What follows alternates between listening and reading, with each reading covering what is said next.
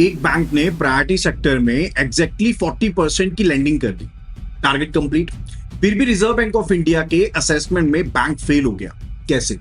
क्योंकि बैंक ने overall target तो अचीव कर लिया, लेकिन agriculture, small and marginal farmers, micro enterprises and जो वीकर सेक्शन के रिक्वायर्ड सब टारगेट थे वो कंप्लीट नहीं किए।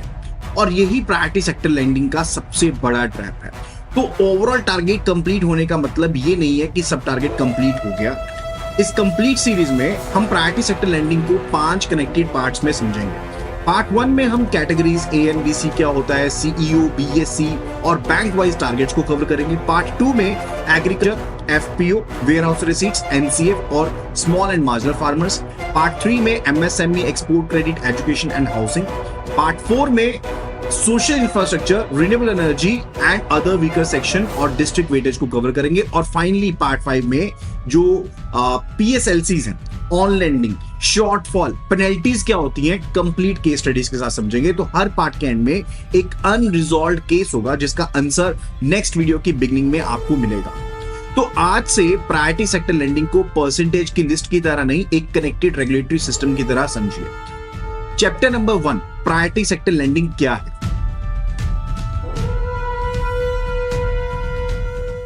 बैंकिंग सिस्टम नेचुरली उन बोरोर्स को प्रेफर कर सकता है जहां टिकट साइज बड़ा हो, डॉक्यूमेंटेशन स्ट्रांग हो और ऑपरेटिंग कॉस्ट कंपैरेटिवली कम।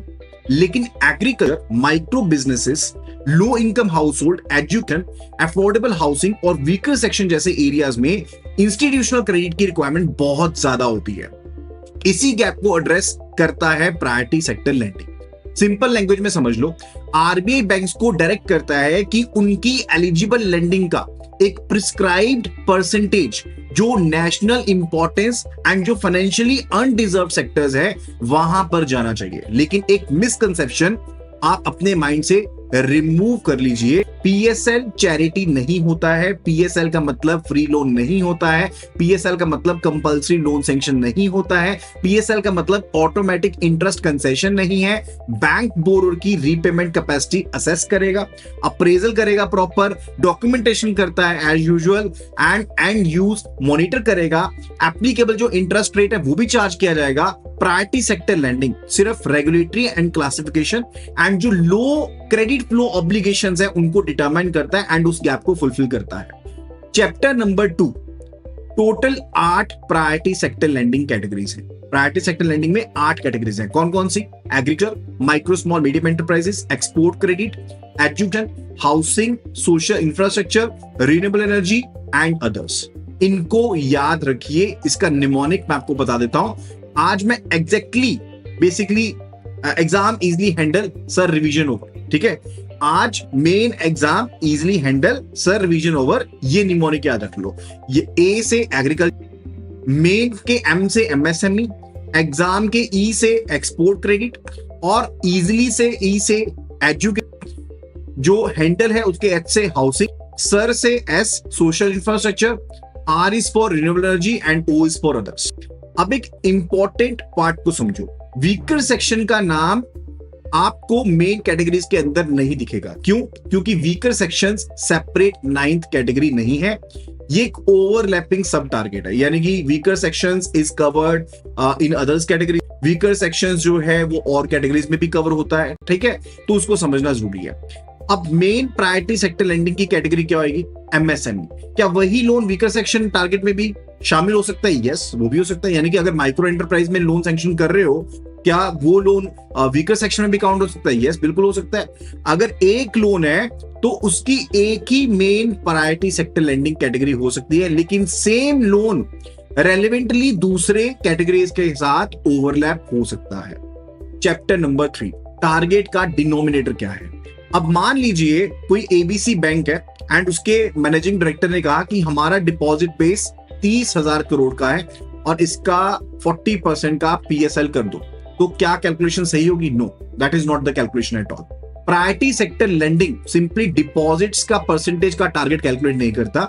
उसमें 2 चीजें होती हैं। एक होता है ANBC यानी कि adjusted net bank credit and दूसरा होता है CEO BSC यानी कि credit equivalent of balance sheet exposure. अब इसमें से जो ज्यादा होगा उसका लोन सैंक्शन करना पड़ेगा।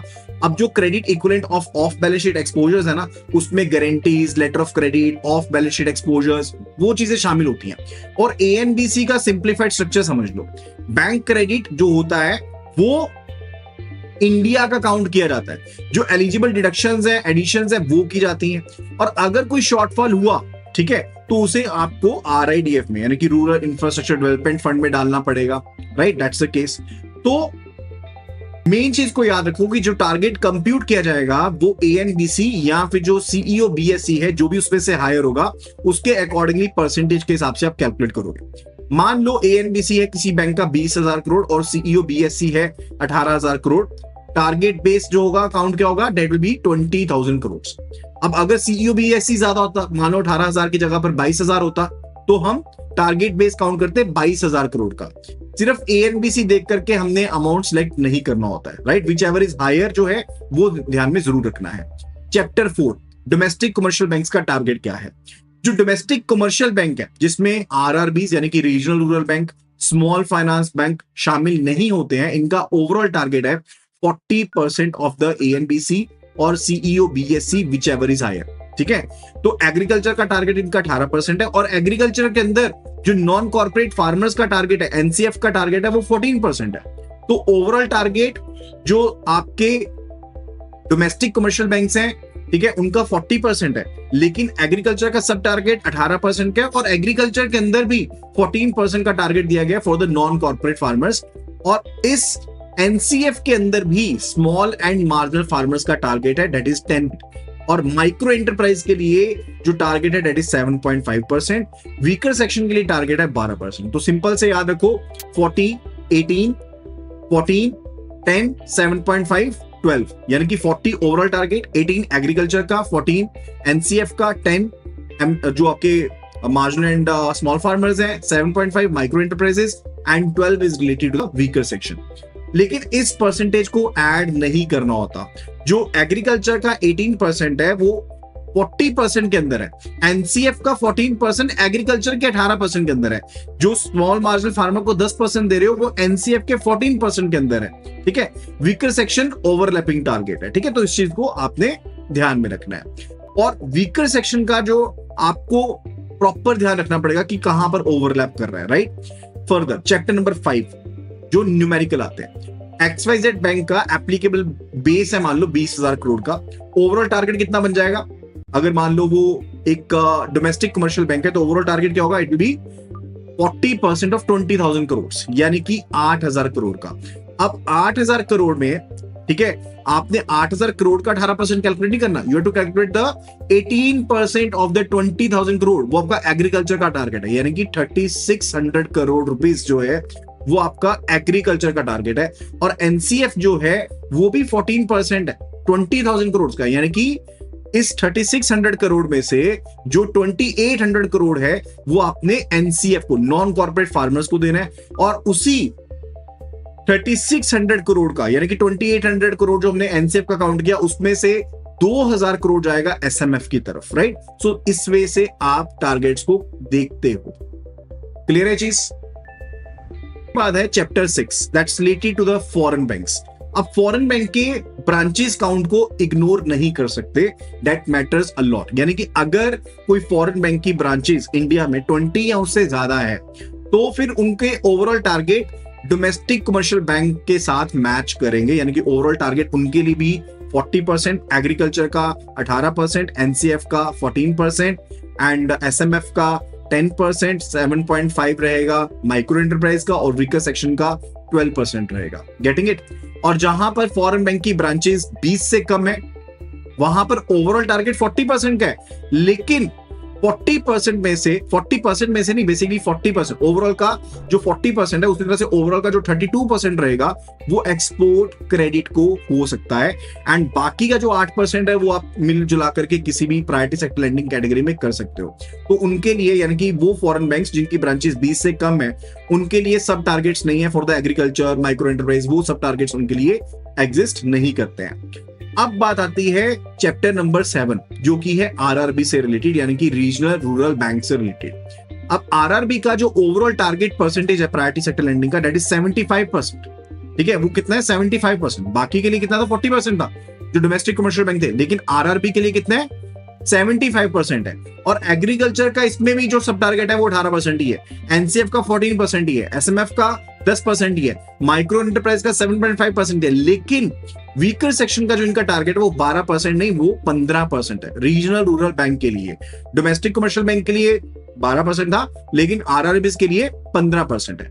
और एक एडिशनल रूल है, आरआरबीज के केस में जो मीडियम एंटरप्राइजेस है, सोशल इंफ्रास्ट्रक्चर या जो रिन्यूएबल एनर्जी की लेंडिंग है वो कंबाइंड रहती है, ठीक है। प्रायोरिटी सेक्टर लेंडिंग अचीवमेंट के लिए 15% का मैक्सिमम हो सकता है। For what particular purpose? For the purpose of calculating the loan to the medium enterprises, social infrastructure, renewable energy. तीन चीजें हैं, कौन सी? Medium enterprise, social infrastructure, renewable energy, इन तीनों के लिए कंबाइन की जाती है। क्लियर? अब बात करने वाले हैं हम नेक्स्ट चैप्टर नंबर 8 यानी कि स्मॉल फाइनेंस बैंक्स के बारे में। अब ये करेंटली अपडेट हुआ है तो ध्यान रखना। पुराने नोट्स में आपको क्या मिलेगा कि एसएफबी के लिए यानी कि स्मॉल फाइनेंस बैंक्स के लिए जो टारगेट था वो 75% था, लेकिन आरबीआई की जो करंट डायरेक्शंस है उसके हिसाब से एसएफबी का जो ओवरऑल टारगेट है नाउ इट इज 60%। ठीक है, एग्रीकल्चर का टारगेट 18%, एनसीएफ का 14%, एसएमएफ का 10%, माइक्रो एंटरप्राइज का 7.5%, सब सेम। वीकर सेक्शन का 12%, लेकिन ओवरऑल टारगेट जो है वो 60% है। तो आरआरबी के लिए 75%, स्मॉल फाइनेंस बैंक के लिए 60%, दोनों को सेम कंसीडर नहीं करना है। इवन वीकर सेक्शन का भी इसका 12% है, 15% नहीं है। Chapter number 9 urban cooperative bank से रिलेटेड। अब यूसीबीज का भी ओवरऑल टारगेट 75% नहीं है, दैट इज 60%। माइक्रो एंटरप्राइज के लिए 7.5% टारगेट है, वीकर सेक्शन के लिए 12% टारगेट है। तो ध्यान रखिएगा कि डोमेस्टिक कमर्शियल बैंक्स के लिए 40%, आरआरबीज के लिए कितना रहेगा, 75%, foreign banks with the branches 20 और मोर 40%, foreign banks with the branches lesser than 20 40%, लेकिन एक्सपोर्ट क्रेडिट 32% का हो सकता है, और बाकी 8% कहीं पर भी कर दो फॉर फॉरेन बैंक्स जहां पर ब्रांचेस 20 से कम है। और एसएफबी के लिए 60%, यूसीबीज के लिए 60%। सो आरआरबी का आपको ध्यान रखना है एंड बाकी सब चीजों का भी ध्यान रखना है। अब बात करने वाले हैं चैप्टर नंबर 10 यानी कि ओवरऑल टारगेट कंप्लीट लेकिन फिर भी फेल हो सकते हो। अब ओपनिंग क्वेश्चन का आंसर देने वाला हूं। जैसे एबीसी बैंक था जिसका हमने माना कि ओवरऑल टारगेट जो है वो 8,000 करोड़ है। कैसे कैलकुलेट किया? वी सेट की एएनबीसी उसका 20,000 करोड़ है, सीईओ बीएससी उसका 18,000 करोड़ है। So whichever is higher, ANBC is higher, that is 20,000 crore, तो उसका 40% 8,000 करोड़ हमने कैलकुलेट करा था। ठीक है, तो ओवरऑल टारगेट उसने कंप्लीट कर लिया। मान लो उसने 8200 करोड़ की पीएसएल में लैंडिंग कर दी, लेकिन एग्रीकल्चर में उसने 3600 करोड़ की जगह पर मान लो सिर्फ और सिर्फ 3200 करोड़ की लैंडिंग करी। अब एग्रीकल्चर का कितना बनता था? 20,000 करोड़ का 18% यानी कि 3600 करोड़ बनता था, लेकिन कितना करा? सिर्फ और सिर्फ 3200 करोड़ करा, तो वहां पर शॉर्टफॉल हो गया। तो ओवरऑल टारगेट में हो सकता है कि आप एक्सेस लेंडिंग कर दो, लेकिन उसके बावजूद भी हो सकता है कि आप एग्रीकल्चर में या किसी और कैटेगरी में शॉर्टफॉल कर दो। कॉल कर लेते हैं। 8 कैटेगरीज हैं, एग्रीकल्चर है, एमएसएमई है, एक्सपोर्ट है, एजुकेशन है, हाउसिंग है, सोशल इंफ्रास्ट्रक्चर है, रिन्यूएबल एनर्जी है एंड अदर्स है। ठीक है, एंड फॉर द बेस क्या रहता है? बेस इज आइदर द एएनबीसी यानी कि एडजस्टेड नेट बैंक क्रेडिट, या फिर सीईओ बीएससी यानी कि credit equivalent of balance sheet exposure, whichever is higher. अब डोमेस्टिक बैंक का सीक्वेंस याद रख लो, 40, 18, 10, 7.5, 12, राइट। आरआरबी के लिए ओवरऑल 75%, वीकर सेक्शन को 15%, एसएफबी के लिए ओवरऑल 60%, यूसीबी के लिए ओवरऑल 60%, एंड फॉरेन बैंक्स जिनकी ब्रांचेस 20 से कम है ओवरऑल 40 है, लेकिन उसमें से एक्सपोर्ट क्रेडिट को 32% हो सकता है एंड बाकी 8% कहीं पर भी कर सकते हो। अब समझो एक क्लिफ हैंगर का केस। अब मान लो कि कोई भारतीय प्रगति बैंक है, राइट, एंड उनके पास एक फार्मर आता है, वो 5 लाख का लोन डेयरी एक्टिविटी के लिए मांगता है। किसके लिए? डेयरी एक्टिविटी के लिए मांगता है, और सिक्योरिटी के रूप में वो गोल्ड ऑर्नामेंट्स अपने ऑफर कर देता है। ब्रांच मैनेजर कहता है गोल्ड लोन है इसलिए एग्रीकल्चर पीएसएल नहीं हो सकता। क्रेडिट ऑफिसर कहता है बोरोर फार्मर है इसलिए ऑटोमेटिकली एग्रीकल्चर पीएसएल में माना जाएगा। दोनों में से कौन सा करेक्ट है? ये दोनों गलत हैं। इस केस का आंसर जल्दी से जल्दी कमेंट बॉक्स में लिख दीजिए। आई will be answering it in the next part. और हाँ, चैनल को सब्सक्राइब जरूर कर लेना, और लेटेस्ट अपडेट्स अपने व्हाट्सएप में रिसीव करने के लिए अभी के अभी अपने एग्जाम का नाम लिखो और साथ में लिखो अपडेट्स, और उसे व्हाट्सएप कर दो to the number 8360944207। I will be sharing the details with you.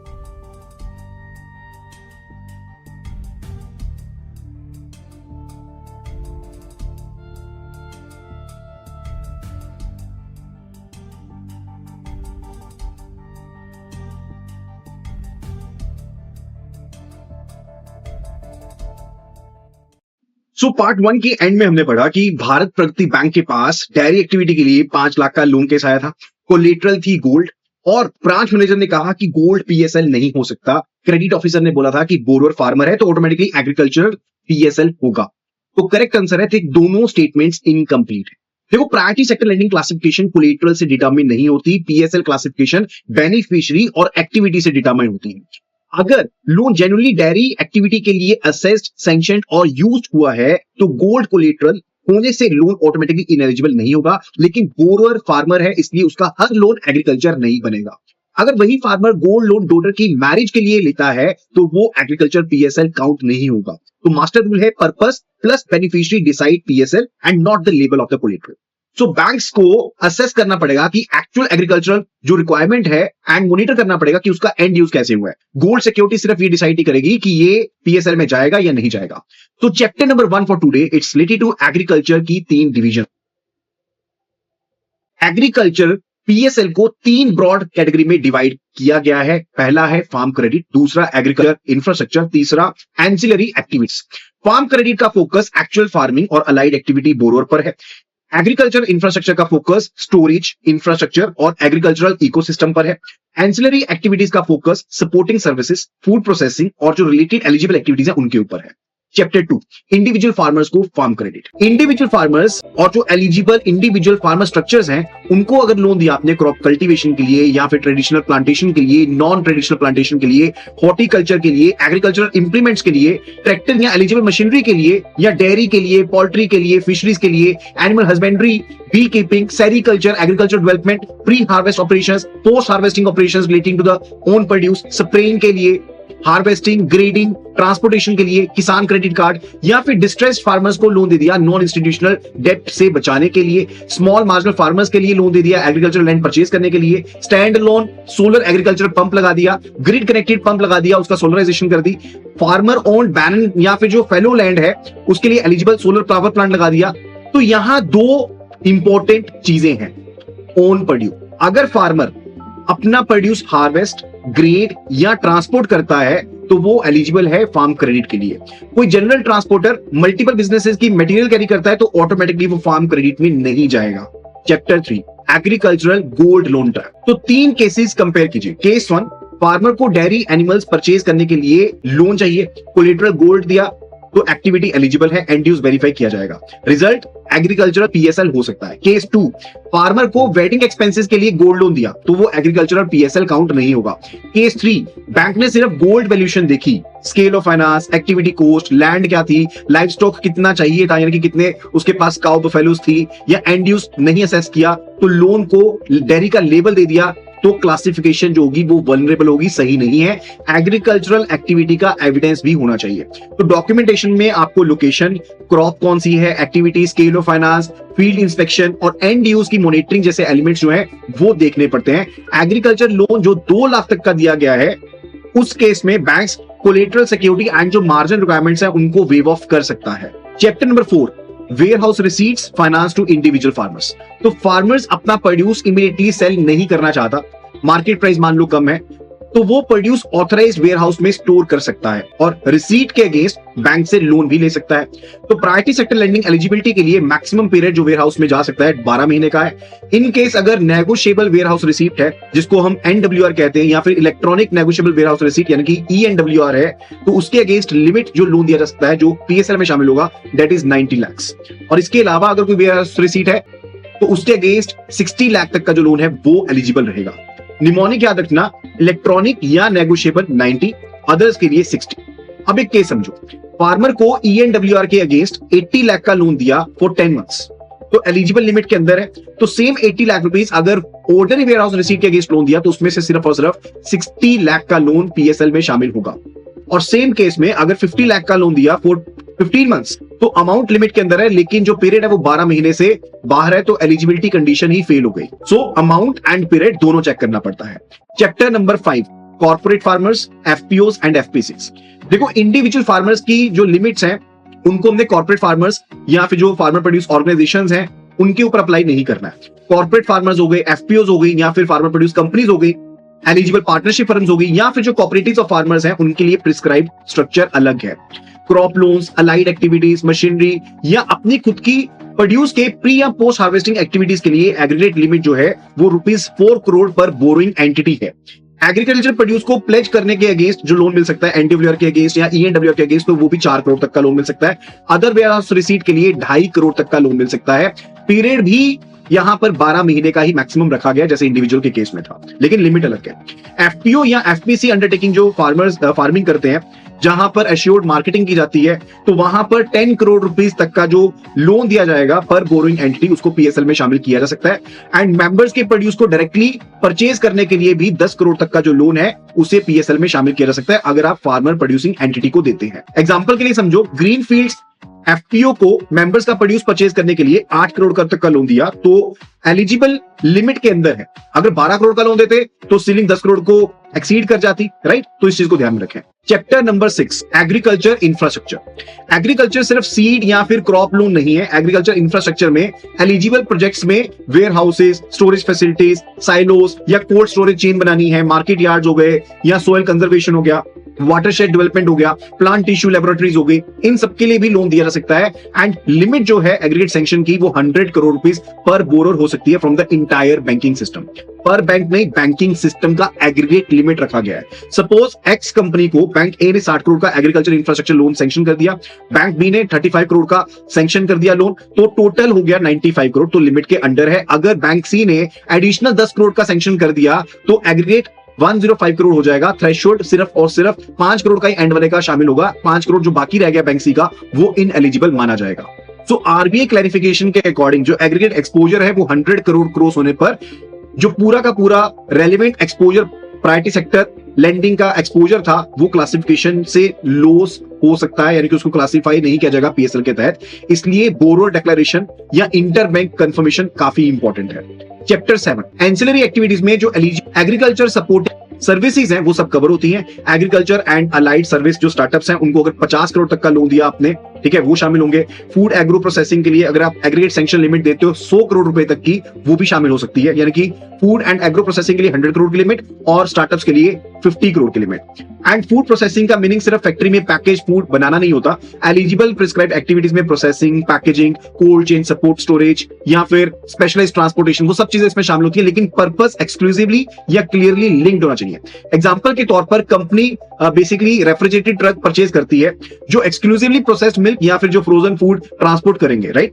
तो एलिजिबल रहेंगे वो food and agro processing activity को के अंदर, एंड उनको 100 करोड़ तक का लोन मिल सकता है। अगर वही ट्रक्स कभी फर्नीचर, कभी इलेक्ट्रॉनिक्स या कभी फूड कैरी करते हैं तो एक्सक्लूसिव जो एलिजिबिलिटी है उसको एस्टैब्लिश नहीं किया जा सकता और फूड प्रोसेसिंग की जो कैटेगरी है वो फेड हो सकती है। Chapter 8, marginal farmers and small farmers. अब लैंड होल्डिंग को अगर समझे तो उसके हिसाब से डेफिनेशन बनती है, लाइक मार्जिनल फार्मर्स के लिए जो लैंड होल्डिंग है वो अप टू 1 हेक्टेयर यानी कि 2.5 एकड़ तक की होगी, और स्मॉल फार्मर के केस में लैंड होल्डिंग अगर 1 हेक्टेयर से ज्यादा है और 2 हेक्टेयर तक की यानी कि 2.5 एकड़ से ज्यादा है और 5 एकड़ तक की है तो उसे स्मॉल फार्मर कंसीडर किया जाएगा।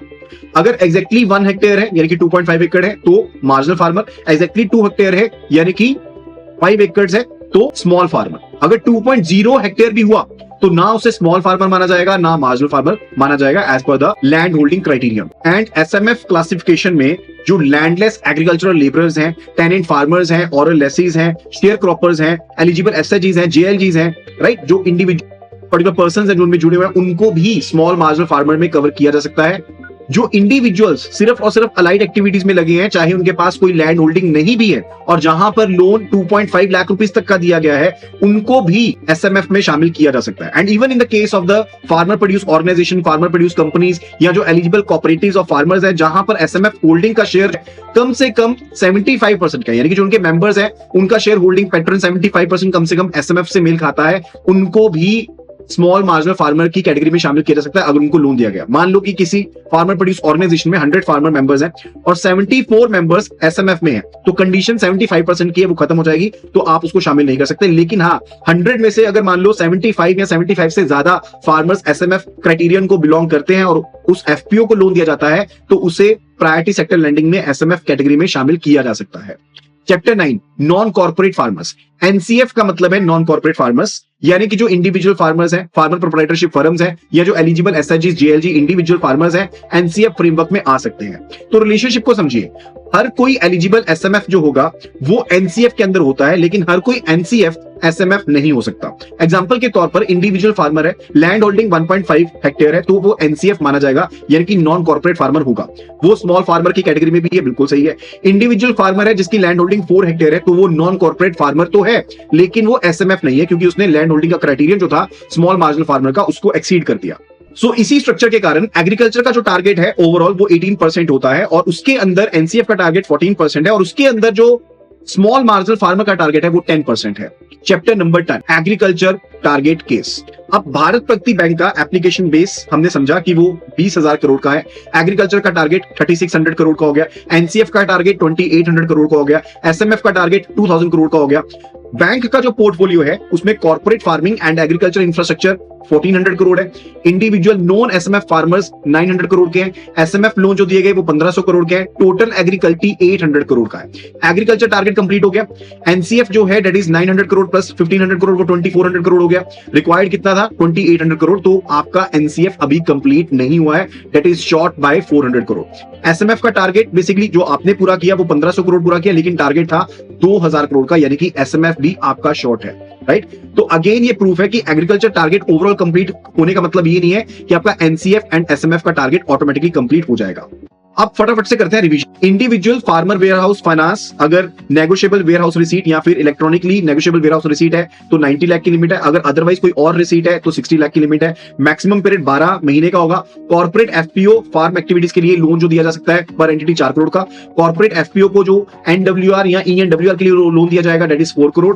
अगर कोई और रिसीट है तो उसके लिए 2.5 करोड़ तक का लोन दिया जा सकता है। एफपीओ अगर मार्केटिंग एश्योर करता है अपने मेंबर्स के रिलेटेड तो 10 करोड़ का लोन दे सकते हैं। मेंबर की परचेज करनी है प्रोड्यूस उसने तो 10 करोड़ तक का लोन दे सकते हैं। एग्रीकल्चर इंफ्रास्ट्रक्चर के लिए 100 करोड़ का loan, food and agro processing के लिए 100 करोड़ का लोन, एग्रीकल्चर स्टार्टअप के लिए 50 करोड़ का लोन।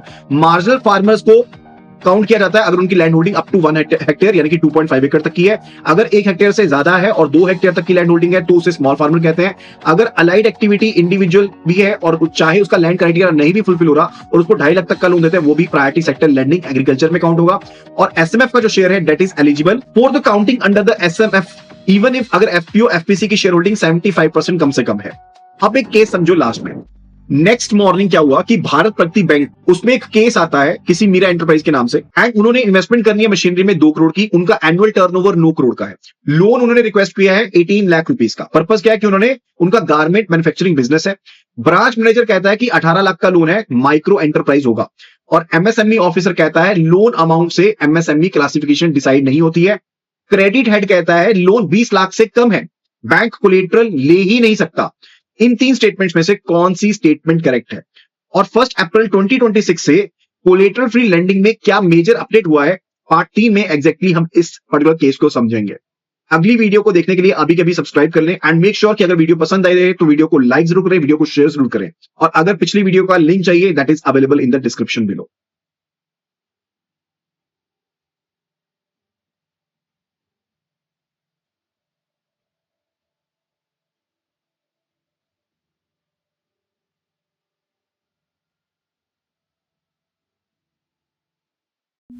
पिछले पार्ट के एंड में हमने एक केस छोड़ा था मीरा एंटरप्राइजेस का।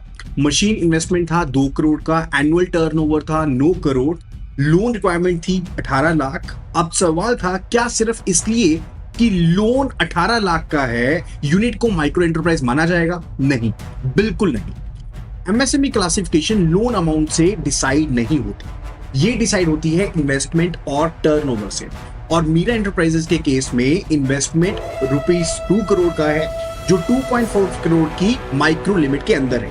टर्नओवर 9 करोड़ का है जो 10 करोड़ की माइक्रो लिमिट के अंदर है, इसलिए मीरा एंटरप्राइजेस एक माइक्रो एंटरप्राइज है। अब दूसरा सवाल, लोन अमाउंट 18 लाख का है, क्या बैंक कोलेटरल ले सकता है? करंट रूल के अकॉर्डिंग लोन सैंक्शनड या रिन्यूड ऑन और आफ्टर 1 अप्रैल 2026 के लिए MSE loans up to 20 lakh rupees collateral free होने चाहिए। मतलब कि बैंक का जो लोन है बैंक बोरोर से कंपल्सरी कोलेटरल डिमांड नहीं कर सकता। और अगर बोरोर का ट्रैक रिकॉर्ड बहुत अच्छा है, फाइनेंशियल पोजीशन स्ट्रांग है, तो बैंक अपनी इंटरनल पॉलिसी के थ्रू इस कोलेटरल फ्री लोन को लिमिट को 25 लाख तक भी इवन एक्सटेंड कर सकता है। तो लेटेस्ट एग्जाम लाइन याद रखिए, mandatory collateral free limit 20 lakh rupees possible internal policy extension 25 lakh रुपए है। अब आज के दूसरे पार्ट में हम कवर करेंगे एमएसएमई क्लासिक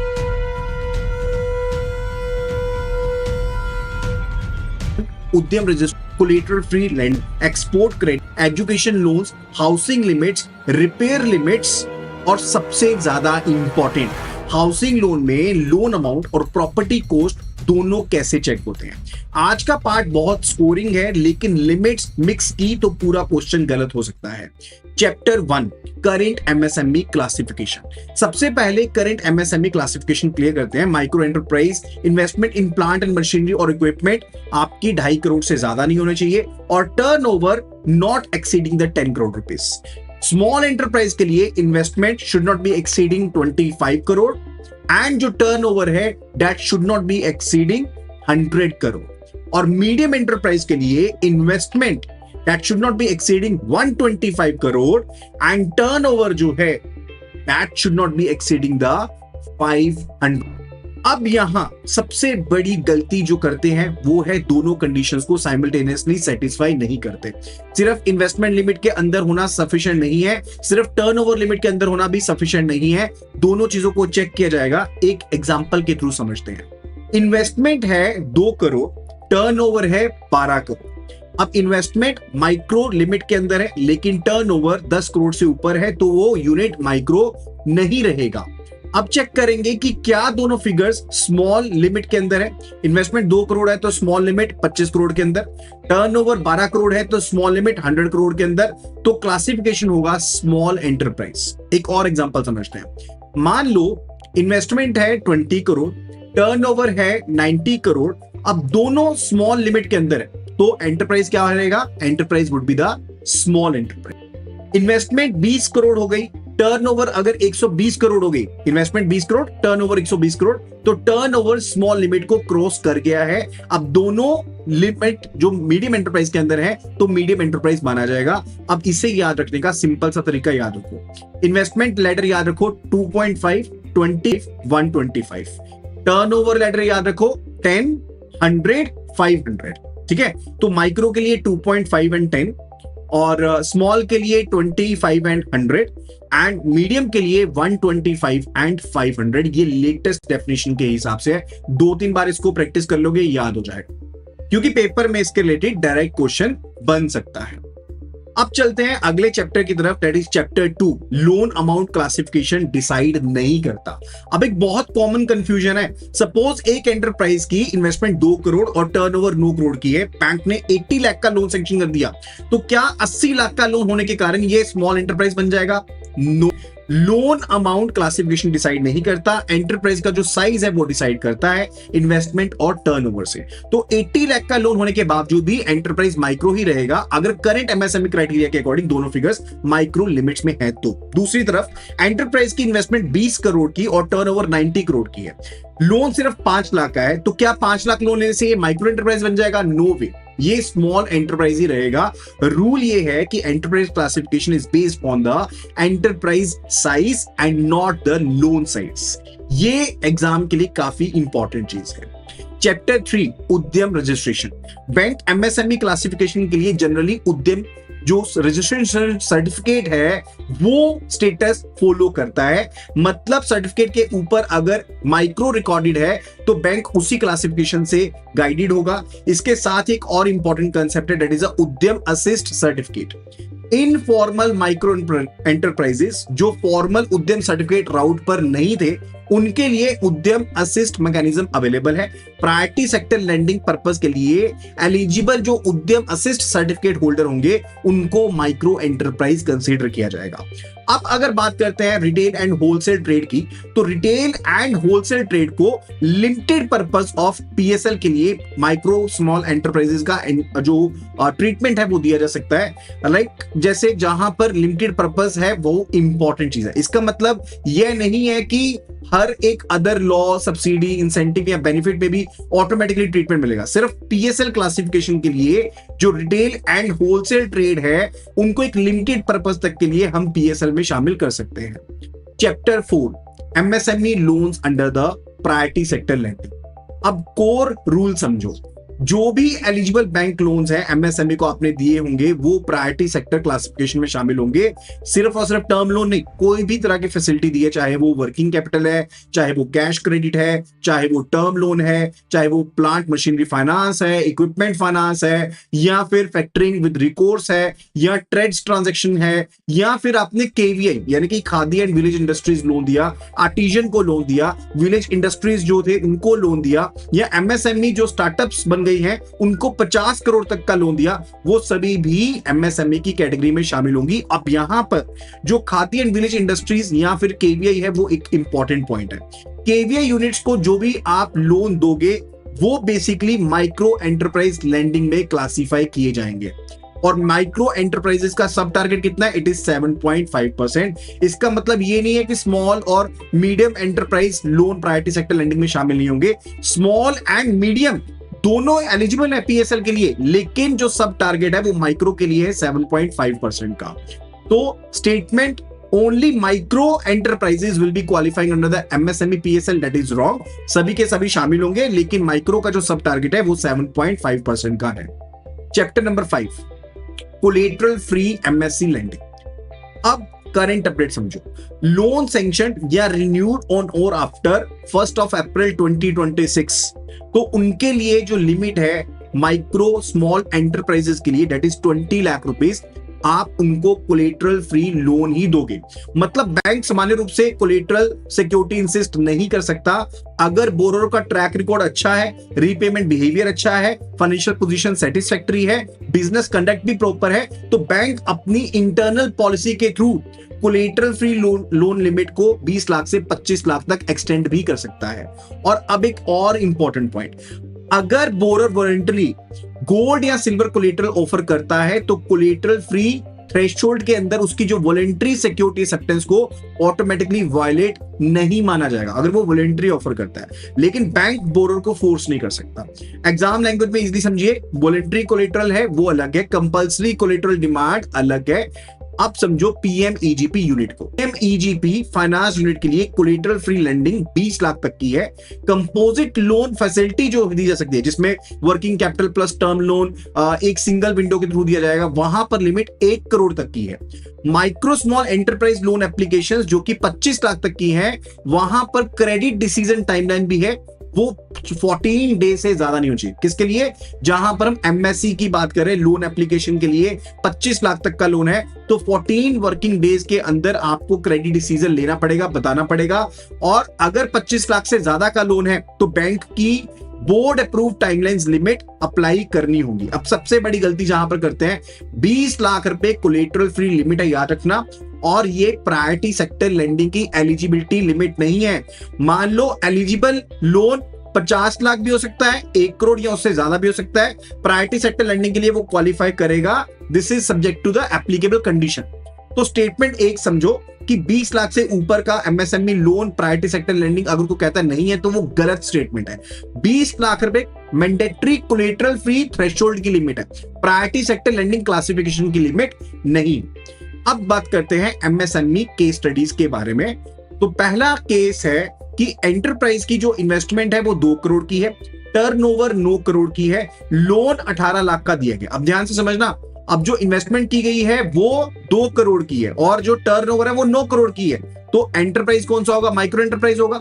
कोलेटरल कितनी होगी? अब 18 लाख का लोन दे रहे हो तो कोलेटरल फ्री लोन देना है। सेकंड केस समझो, इन्वेस्टमेंट 2 करोड़, टर्नओवर 12 करोड़ और लोन दिया 8 लाख का। क्लासिफिकेशन क्या है? अब टर्नओवर का क्राइटेरिया बेसिकली एक्सीड कर गया, 10 करोड़ से ज्यादा हो गया तो क्लासिफिकेशन होगी स्मॉल एंटरप्राइज की, क्योंकि टर्नओवर माइक्रो एंटरप्राइज लिमिट को क्रॉस कर चुका है। लेकिन लोन छोटा होने के कारण ये है कि हम उसको माइक्रो एंटरप्राइज मानेंगे, वो स्मॉल एंटरप्राइज है तो स्मॉल एंटरप्राइज ही रहेगी। केस 3 समझो, इन्वेस्टमेंट है 20 करोड़ की और टर्नओवर है 90 करोड़ की।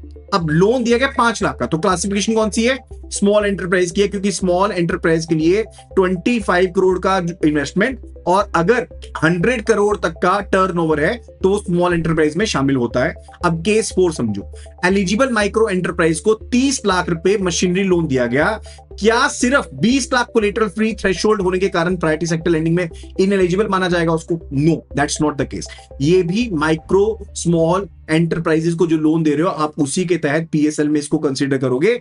जो मैंडेटरी कोलेटरल फ्री डिस्पेंशन है वो 20 लाख तक की है, सिर्फ और सिर्फ वो बैंक पॉलिसी उसको 25 लाख तक कर सकता है अगर बैंक पॉलिसी परमिट करती है तो, लेकिन वो पीएसएल को डिफाइन नहीं करता है, राइट। अब समझते हैं चैप्टर नंबर 7 जो कि है एक्सपोर्ट क्रेडिट से related. Export credit broadly 2 stages में होता है, एक होता है प्री शिपमेंट क्रेडिट, दूसरा होता है पोस्ट शिपमेंट क्रेडिट।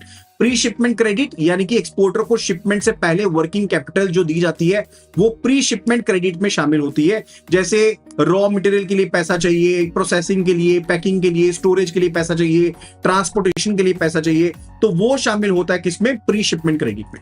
और पोस्ट शिपमेंट क्रेडिट जो कि एक्सपोर्ट रिसीवेबल रियलाइज होने तक का पैसा चाहिए, यानी कि शिपमेंट करने के बाद का पैसा। अब क्लासिफिकेशन समझिए, जो एग्रीकल्चर एक्सपोर्टर है तो उसको एलिजिबल एक्सपोर्ट क्रेडिट दिया गया, एग्रीकल्चरल एक्सपोर्टर को एलिजिबल एक्सपोर्ट क्रेडिट दिया गया, यह एग्रीकल्चर कैटेगरी में क्लासिफाई हो सकता है। एमएसएमई एक्सपोर्टर को आपने एक्सपोर्ट क्रेडिट दिया तो वो एमएसएमई कैटेगरी में शामिल हो सकता है। तो अब अदर एक्सपोर्ट क्रेडिट की बात करते हैं।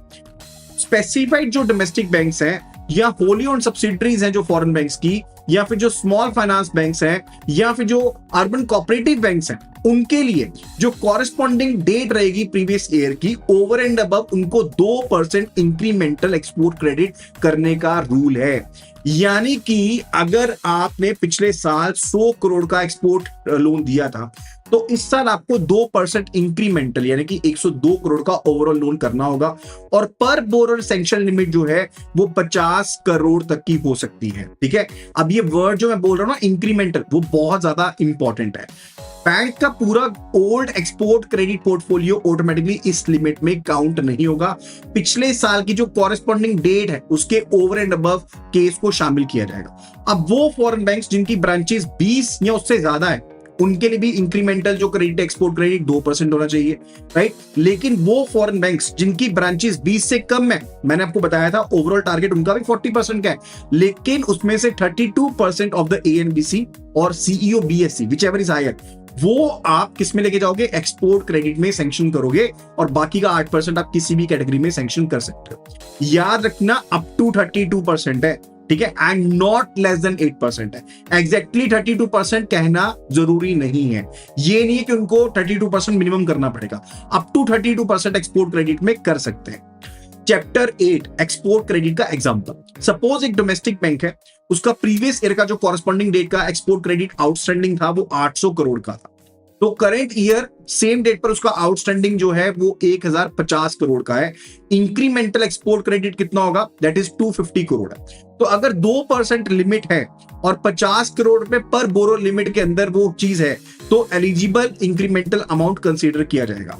अब सपोज करो कि करंट आउटस्टैंडिंग 750 करोड़ का है और प्रीवियस ईयर 800 करोड़ का था, इंक्रीमेंटल इंक्रीज नहीं हुआ, डिक्रीज हो गया बल्कि, ठीक है। पिछले साल बेसिकली 800 करोड़ का था, अब 750 करोड़ का हो गया, तो पॉजिटिव तो इंक्रीमेंट नहीं है ना, वो तो कम हो गया। चाहे वो इंक्रीमेंटल आपका लोन आपने ज्यादा कर दिया हो, लेकिन ओवरऑल आउटस्टैंडिंग आपका कम हो गया, तो टारगेट आपका शॉर्टफॉल हो गया, ठीक है। चैप्टर 9 एजुकेशन लोन से रिलेटेड काफी इंपॉर्टेंट है। एजुकेशन के लिए इंडिविजुअल को अगर आपने लोन दिया एजुकेशन पर्पस के लिए तो वो उसमें शामिल करते हो। 25 लाख तक का जो लोन है वो प्रायोरिटी सेक्टर लेंडिंग में एलिजिबल हो सकता है। अब सिंपल केस समझो, आपने स्टूडेंट को 24 लाख का लोन सैंक्शन किया तो वो एलिजिबल है। आपने स्टूडेंट को 28 लाख तक का लोन सैंक्शन किया, 25 लाख की लिमिट क्रॉस हो गई। अब सबसे इंपॉर्टेंट क्लासिफिकेशन समझो, सपोज कि सैंक्शन अमाउंट जो है वो एग्जैक्टली 25 लाख है, मॉनिटोरिंग पीरियड के दौरान इंटरेस्ट अक्रू हुआ, आउटस्टैंडिंग अमाउंट जो है 27 लाख रुपीस हो गया, तो क्या पीएसएल का स्टेटस खत्म हो जाएगा? नहीं। यानी कि अगर पूरा का पूरा आपने अमाउंट मैक्सिमम जो सैंक्शन किया 25 लाख तक का सैंक्शन किया तो वो प्रायोरिटी सेक्टर लेंडिंग में शामिल होगा। लेकिन अगर उसके ऊपर अक्रू हो गया, इंटरेस्ट अक्रू हो गया, वो शामिल हो गया, तो आउटस्टैंडिंग जितना मर्जी हो जाए उससे पीएसएल के स्टेटस के ऊपर इंपैक्ट नहीं पड़ेगा। क्लियर? तो sanction limit and outstanding balance same चीज नहीं होती है, इस चीज को ध्यान में समझना। We are to check the sanction limit, not the outstanding balance. Chapter 10 education case को समझो। सैंक्शन अमाउंट था 24 लाख, आउटस्टैंडिंग अमाउंट है 24 लाख, तो वो एलिजिबल है, बिल्कुल सही है। केस नंबर 2, सैंक्शन अमाउंट है 28 लाख और आउटस्टैंडिंग अमाउंट है 28 लाख, तो आपने सैंक्शन लिमिट जो है क्रॉस कर दी 25 लाख से, तो वो एलिजिबल नहीं है। केस 3, सैंक्शन अमाउंट है 25 लाख, आउटस्टैंडिंग अमाउंट है 27 लाख रुपीस, क्योंकि इंटरेस्ट अक्रू हो गया आपका ड्यूरिंग द मॉरिटोरियम, तो आप डेफिनेटली उसको पीएसएल में शामिल करोगे। केस 4, सैंक्शन अमाउंट था 30 लाख, ठीक है, लेटर आउटस्टैंडिंग जो थी वो 24 लाख की थी ड्यू टू रीपेमेंट। अब क्या वो प्रायोरिटी सेक्टर लेंडिंग में आ जाएगा? नो, क्योंकि जनरली जो आपने अमाउंट सैंक्शन किया था ओरिजिनली वो तो 25 लाख से ज्यादा है, तो डेफिनेटली उसको शामिल नहीं करेंगे, राइट। इस चीज का ध्यान रखना, इसके रिलेटेड क्वेश्चंस बनते हैं। चैप्टर 11 हाउसिंग का डबल कंडीशन रूल। अब आते हैं हाउसिंग के ऊपर। हाउसिंग के क्वेश्चंस में मैक्सिमम स्टूडेंट सिर्फ लोन अमाउंट को चेक करते हैं, लेकिन हाउसिंग प्रायोरिटी सेक्टर लेंडिंग में 2 कंडीशंस आपको साइमल्टेनियसली चेक करनी होती है। पहली कंडीशन है लोन अमाउंट प्रिस्क्राइब्ड लिमिट के अंदर है या नहीं, और दूसरी कंडीशन है कि ड्वेलिंग यूनिट की कॉस्ट, यानी कि जिस घर में आप रह रहे हो या जिस घर की बात कर रहे हो उसकी ओवरऑल कॉस्ट कितनी है, क्या वो प्रिस्क्राइब्ड लिमिट के अंदर है या नहीं। अगर एक भी कंडीशन फेल होगी तो उसको प्रायोरिटी सेक्टर लेंडिंग के लिए हम एलिजिबल नहीं मानेंगे। अब 3 पॉपुलेशन के स्लैब्स हैं। पॉपुलेशन 1 काउंट करते हैं रिलेटेड टू पॉपुलेशन 50 लाख या उससे ज्यादा है। अगर पॉपुलेशन 50 लाख या उससे ज्यादा है तो हाउसिंग लोन लिमिट कितनी है? 50 लाख की, और मैक्सिमम डिवेलिंग कॉस्ट 63 लाख की। यानी कि अगर पॉपुलेशन 50 लाख से ज्यादा है तो हाउसिंग की कॉस्ट भी 50 लाख और जो डिवेलिंग कॉस्ट है वो 63 लाख। अगर पॉपुलेशन 10 लाख से ज्यादा है और 50 लाख से कम है तो हाउसिंग लोन की लिमिट है 45 लाख की, और डिवेलिंग जो यूनिट की कॉस्ट है डेट इज 57 लाख। तो याद रखना 50, 45 एंड उधर से 63 एंड 57। तीसरा है जहां पर पॉपुलेशन 10 लाख से कम है, हाउसिंग लिमिट कितनी है? 35 lakh and maximum dwelling unit की कॉस्ट कितनी है? 44 लाख। तो हाउसिंग की कॉस्ट कितनी कितनी बन गई? It was 50 lakh, 45 lakh and 35 lakh.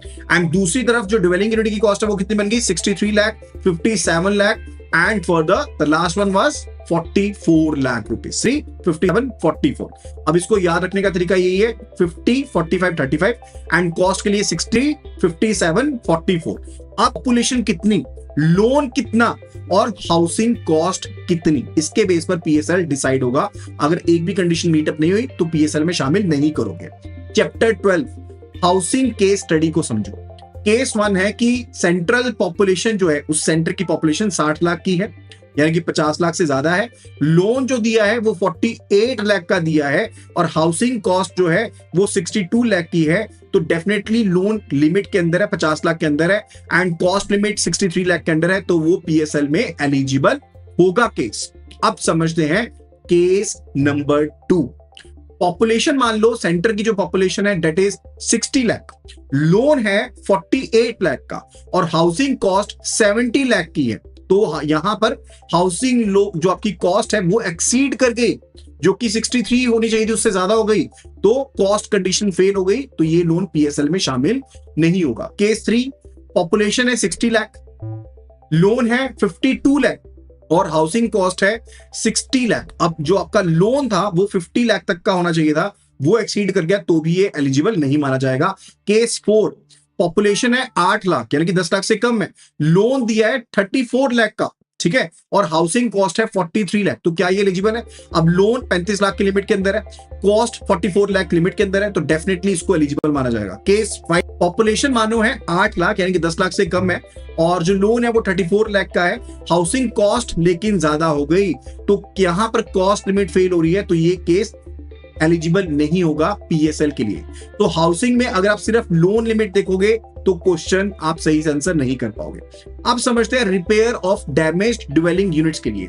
अब रिपेयर लोन्स के लिए भी लिमिट्स अलग अलग हैं। पॉपुलेशन 50 लाख या उससे ज्यादा है तो रिपेयर लोन की लिमिट 15 लाख की है, मैक्सिमम डिवेलिंग कॉस्ट वही 63 लाख की है। पॉपुलेशन अगर 10 लाख से ज्यादा है और 50 लाख से कम है तो रिपेयर लोन लिमिट 12 लाख की है और मैक्सिमम जो डिवेलिंग कॉस्ट है वो 57 लाख की है। और जहां पर पॉपुलेशन 10 लाख से कम है, रिपेयर लोन लिमिट 10 लाख की है और मैक्सिमम डिवेलिंग कॉस्ट 44 लाख तक की। तो लिमिट को याद रखिए 12, 10, कॉस्ट लिमिट याद रखिए 57, 44। तो कॉस्ट लिमिट सेम वही रहेगी जो हमने पढ़ी थी लोन के लाइन पर, ठीक है। सिर्फ और सिर्फ जो रिपेयर की लिमिट है वो 3 पार्ट्स में है, 15, 12 एंड 10। ठीक है, तो एग्जांपल समझो, पॉपुलेशन मान लो 30 लाख की है, यानी कि 10 लाख से ज्यादा 50 लाख से कम है, रिपेयर लोन 11 लाख का दिया, हाउसिंग कॉस्ट 55 लाख की है, तो लोन लिमिट 12 लाख के अंदर है, लोन लिमिट जो है 12 लाख के अंदर है, कॉस्ट लिमिट 57 लाख के अंदर है, तो डेफिनेटली वो एलिजिबल है। सेम केस में रिपेयर लोन अगर 13 लाख हो जाता तो लोन लिमिट फेल हो गई थी, तो वो पीएसएल में शामिल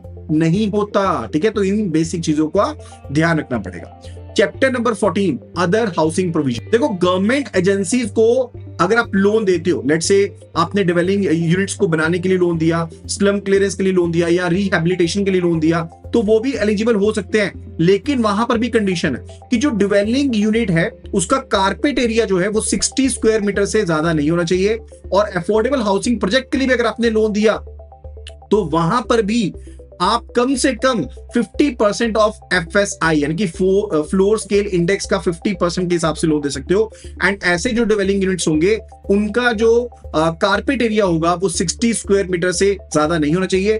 अगर आप अपने खुद के एम्प्लॉय को हाउसिंग लोन देते हो तो उसको प्रायोरिटी सेक्टर लेंडिंग में शामिल नहीं कर सकते हैं, चाहे उसे कमर्शियल इंटरेस्ट रेट के ऊपर ही लोन क्यों ना दिया गया हो, चाहे उसको कंसेशनल इंटरेस्ट रेट पर क्यों ना लोन दिया गया हो, अपने एम्प्लॉय को दिया गया लोन प्रायोरिटी सेक्टर लेंडिंग में शामिल नहीं होगा।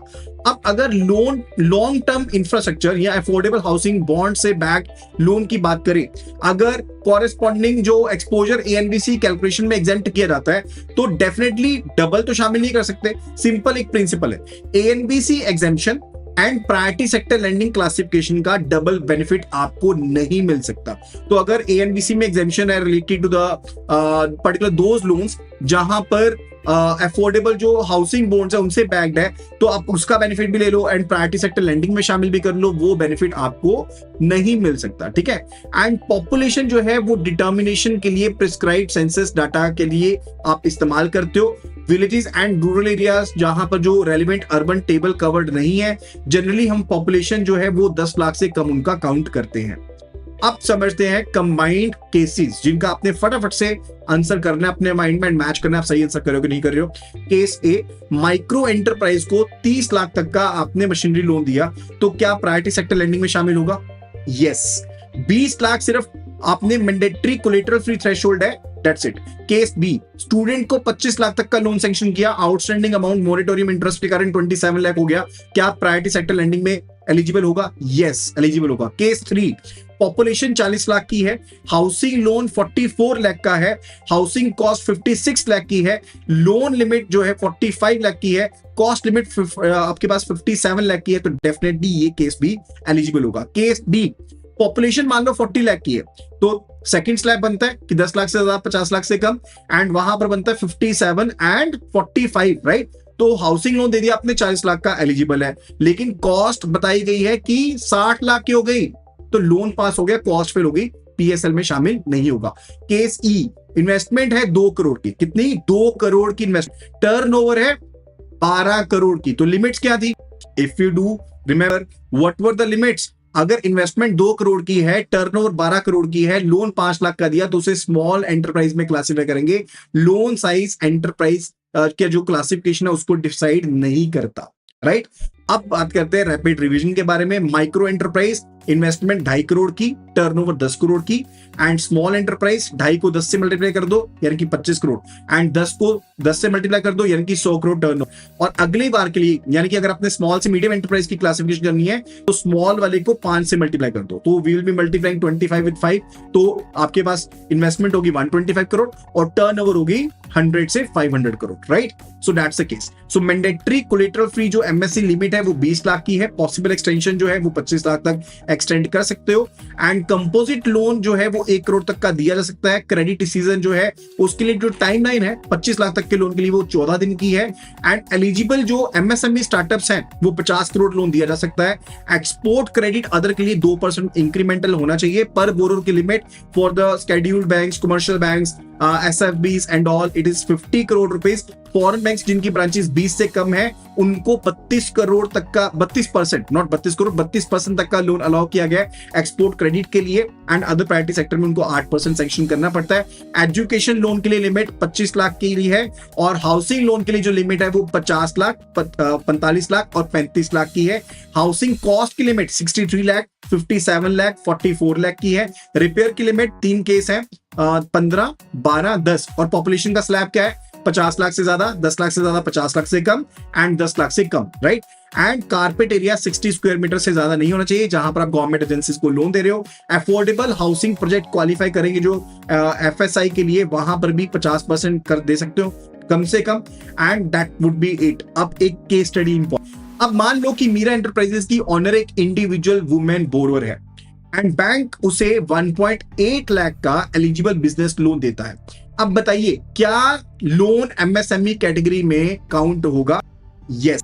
क्या माइक्रो एंटरप्राइज सब टारगेट में काउंट होगा? यस। क्या वीकर सेक्शन में काउंट होगा? शायद यस, लेकिन क्यों? और क्या सेम 1.8 लाख को अलग अलग लोन माना जाएगा? बिल्कुल नहीं। अब ट्विस्ट और सुनिए। देखो, अगर मीरा इंडिविजुअल बोरोर नहीं होती बल्कि कंपनी की डायरेक्टर होती और लोन कंपनी के नाम पर होता तो क्या वुमेन बोरोर बेनिफिट मिलेगा?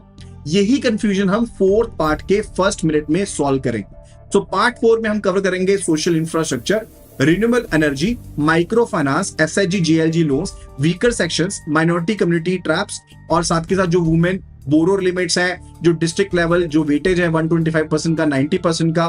तो अगला पार्ट बिल्कुल भी नहीं छोड़ना क्योंकि वीकर सेक्शन में बोरोर्स कैसे आइडेंटिफाई करते हैं, किस तरह से शामिल करते हैं, वो काफी ज्यादा इंपॉर्टेंट है।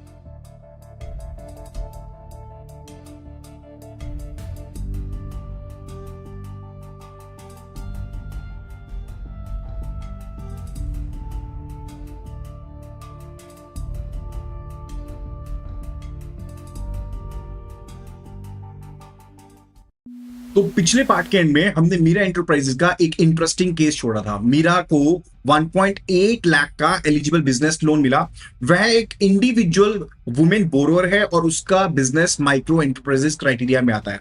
अब क्वेश्चन ये था कि क्या ये लोन MSME कैटेगरी में काउंट होगा? आंसर है यस। क्या माइक्रो एंटरप्राइज सब टारगेट में काउंट होगा? Answer is yes. क्या वीकर सेक्शन में भी काउंट होगा?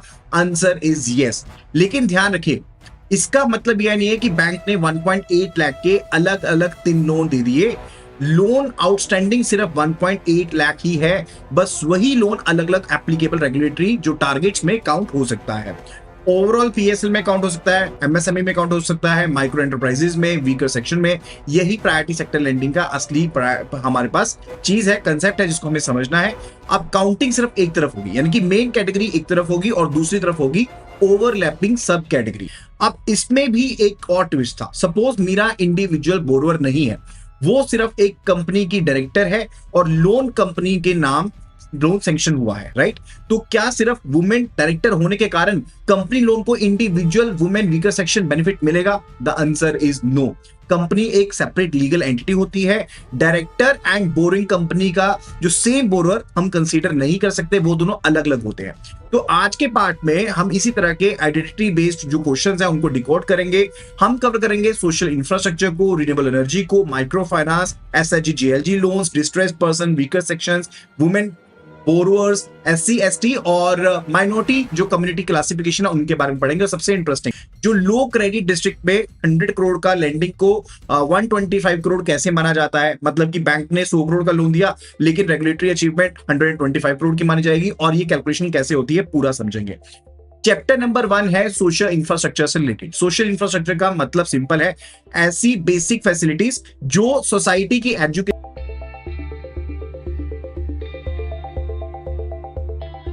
हेल्थ, सैनिटेशन और लिविंग स्टैंडर्ड्स इंप्रूव करती है। PSL में सोशल इंफ्रास्ट्रक्चर के अंडर ब्रॉडली कवर हो सकते हैं schools, drinking water facilities, sanitation facilities, house hold जो टॉयलेट्स हैं, house hold level water improvements हैं, हेल्थ केयर फैसिलिटीज हैं। लेकिन सिर्फ एक्टिविटी एलिजिबल होना सफिशिएंट नहीं है, लोन लिमिट और लोकेशन कंडीशन भी चेक करनी होती है। Like school, drinking water facilities के लिए और सैनिटेशन फैसिलिटीज के स्टैब्लिश करने के लिए एलिजिबल लोन लिमिट है अप टू ₹8 करोड़ पर बोरर। इसमें हाउस होल्ड लेवल पर टॉयलेट कंस्ट्रक्शन करना हो, टॉयलेट रिफर्बिशमेंट करना हो, वाटर सप्लाई इंप्रूवमेंट हो, या फिर वाटर ट्रीटमेंट जो रिलेटेड एलिजिबल फैसिलिटीज हैं, जैसे सभी एक्टिविटीज को भी इंक्लूड कर सकते हैं। एग्जांपल के तौर पर समझो, एक एजुकेशनल ट्रस्ट को स्कूल एस्टैब्लिश करने के लिए 7 करोड़ का लोन दिया गया, तो लिमिट 8 करोड़ के अंदर है। Subject to the other conditions, social infrastructure priority sector lending में शामिल हो सकता है। अब सेम बोरोर को 9 करोड़ का लोन दिया गया, तो 8 करोड़ की लिमिट क्रॉस हो गई, तो सोशल इंफ्रास्ट्रक्चर कैटेगरी के अंदर एलिजिबल नहीं रहेगा। अब यहां ध्यान रखिएगा, ₹8 करोड़ पर बोरोर, पर प्रोजेक्ट नहीं, पर ब्रांच नहीं, पर बैंक अकाउंट नहीं, पर बोरोर लिमिट है। चैप्टर 2 हेल्थ केयर फैसिलिटीज को लेकर के, अब हेल्थ केयर फैसिलिटीज बिल्ड करने के लिए लोन लिमिट है up to 12 crore rupees per borrower, लेकिन यहां पर लोकेशन का कंडीशन है, यानी कि हेल्थ केयर फैसिलिटी जो है वो टियर 2 या टियर 6 तक की सेंटर्स में होना चाहिए। मतलब हॉस्पिटल होना सफिशिएंट नहीं है, हॉस्पिटल कहां पर बन रहा है, कौन सी लोकेशन है, वो भी मैटर करती है। मान लो कि टियर 3 सेंटर में हॉस्पिटल एस्टैब्लिश करने के लिए 11 करोड़ का लोन दिया, अमाउंट 12 करोड़ के अंदर है, तो लोकेशन भी टियर 2 से टियर 6 के अंदर है, तो एलिजिबल होगा। अब सेम हॉस्पिटल मान लो टियर 1 सेंटर बन गया, तो क्या 11 करोड़ का जो लोन था ऑटोमेटिकली सोशल इंफ्रास्ट्रक्चर पीएसएल में मिलेगा? नहीं। अब हेल्थ केयर फैसिलिटी के लिए टियर 2 से टियर 6 में होना जरूरी है, एंड इवन जो लोन का अमाउंट है वो 12 करोड़ तक का होना चाहिए, उससे ज्यादा नहीं। अगर 14 करोड़ का लोन भी दिया, लेट्स से टियर 4 सेंटर में दिया गया, तो लोकेशन जो है वो तो पास हो गई, लेकिन अमाउंट फेल हो गया, तो सोशल इंफ्रास्ट्रक्चर में उसको काउंट नहीं करेंगे। अर्बन कोऑपरेटिव बैंक्स के केस में equivalent health care facility broadly centres basically population 1 lakh से कम है, उनको कंसीडर करते हैं। ठीक है, तो करंट जो आरबीआई फ्रेमवर्क है उसमें स्कूल्स, ड्रिंकिंग वाटर, सैनिटेशन के लिए 8 करोड़ और जो एलिजिबल हेल्थ केयर फैसिलिटीज है उनके लिए 12 करोड़ पर बोरोर की जो लिमिट है वो रखी गई है।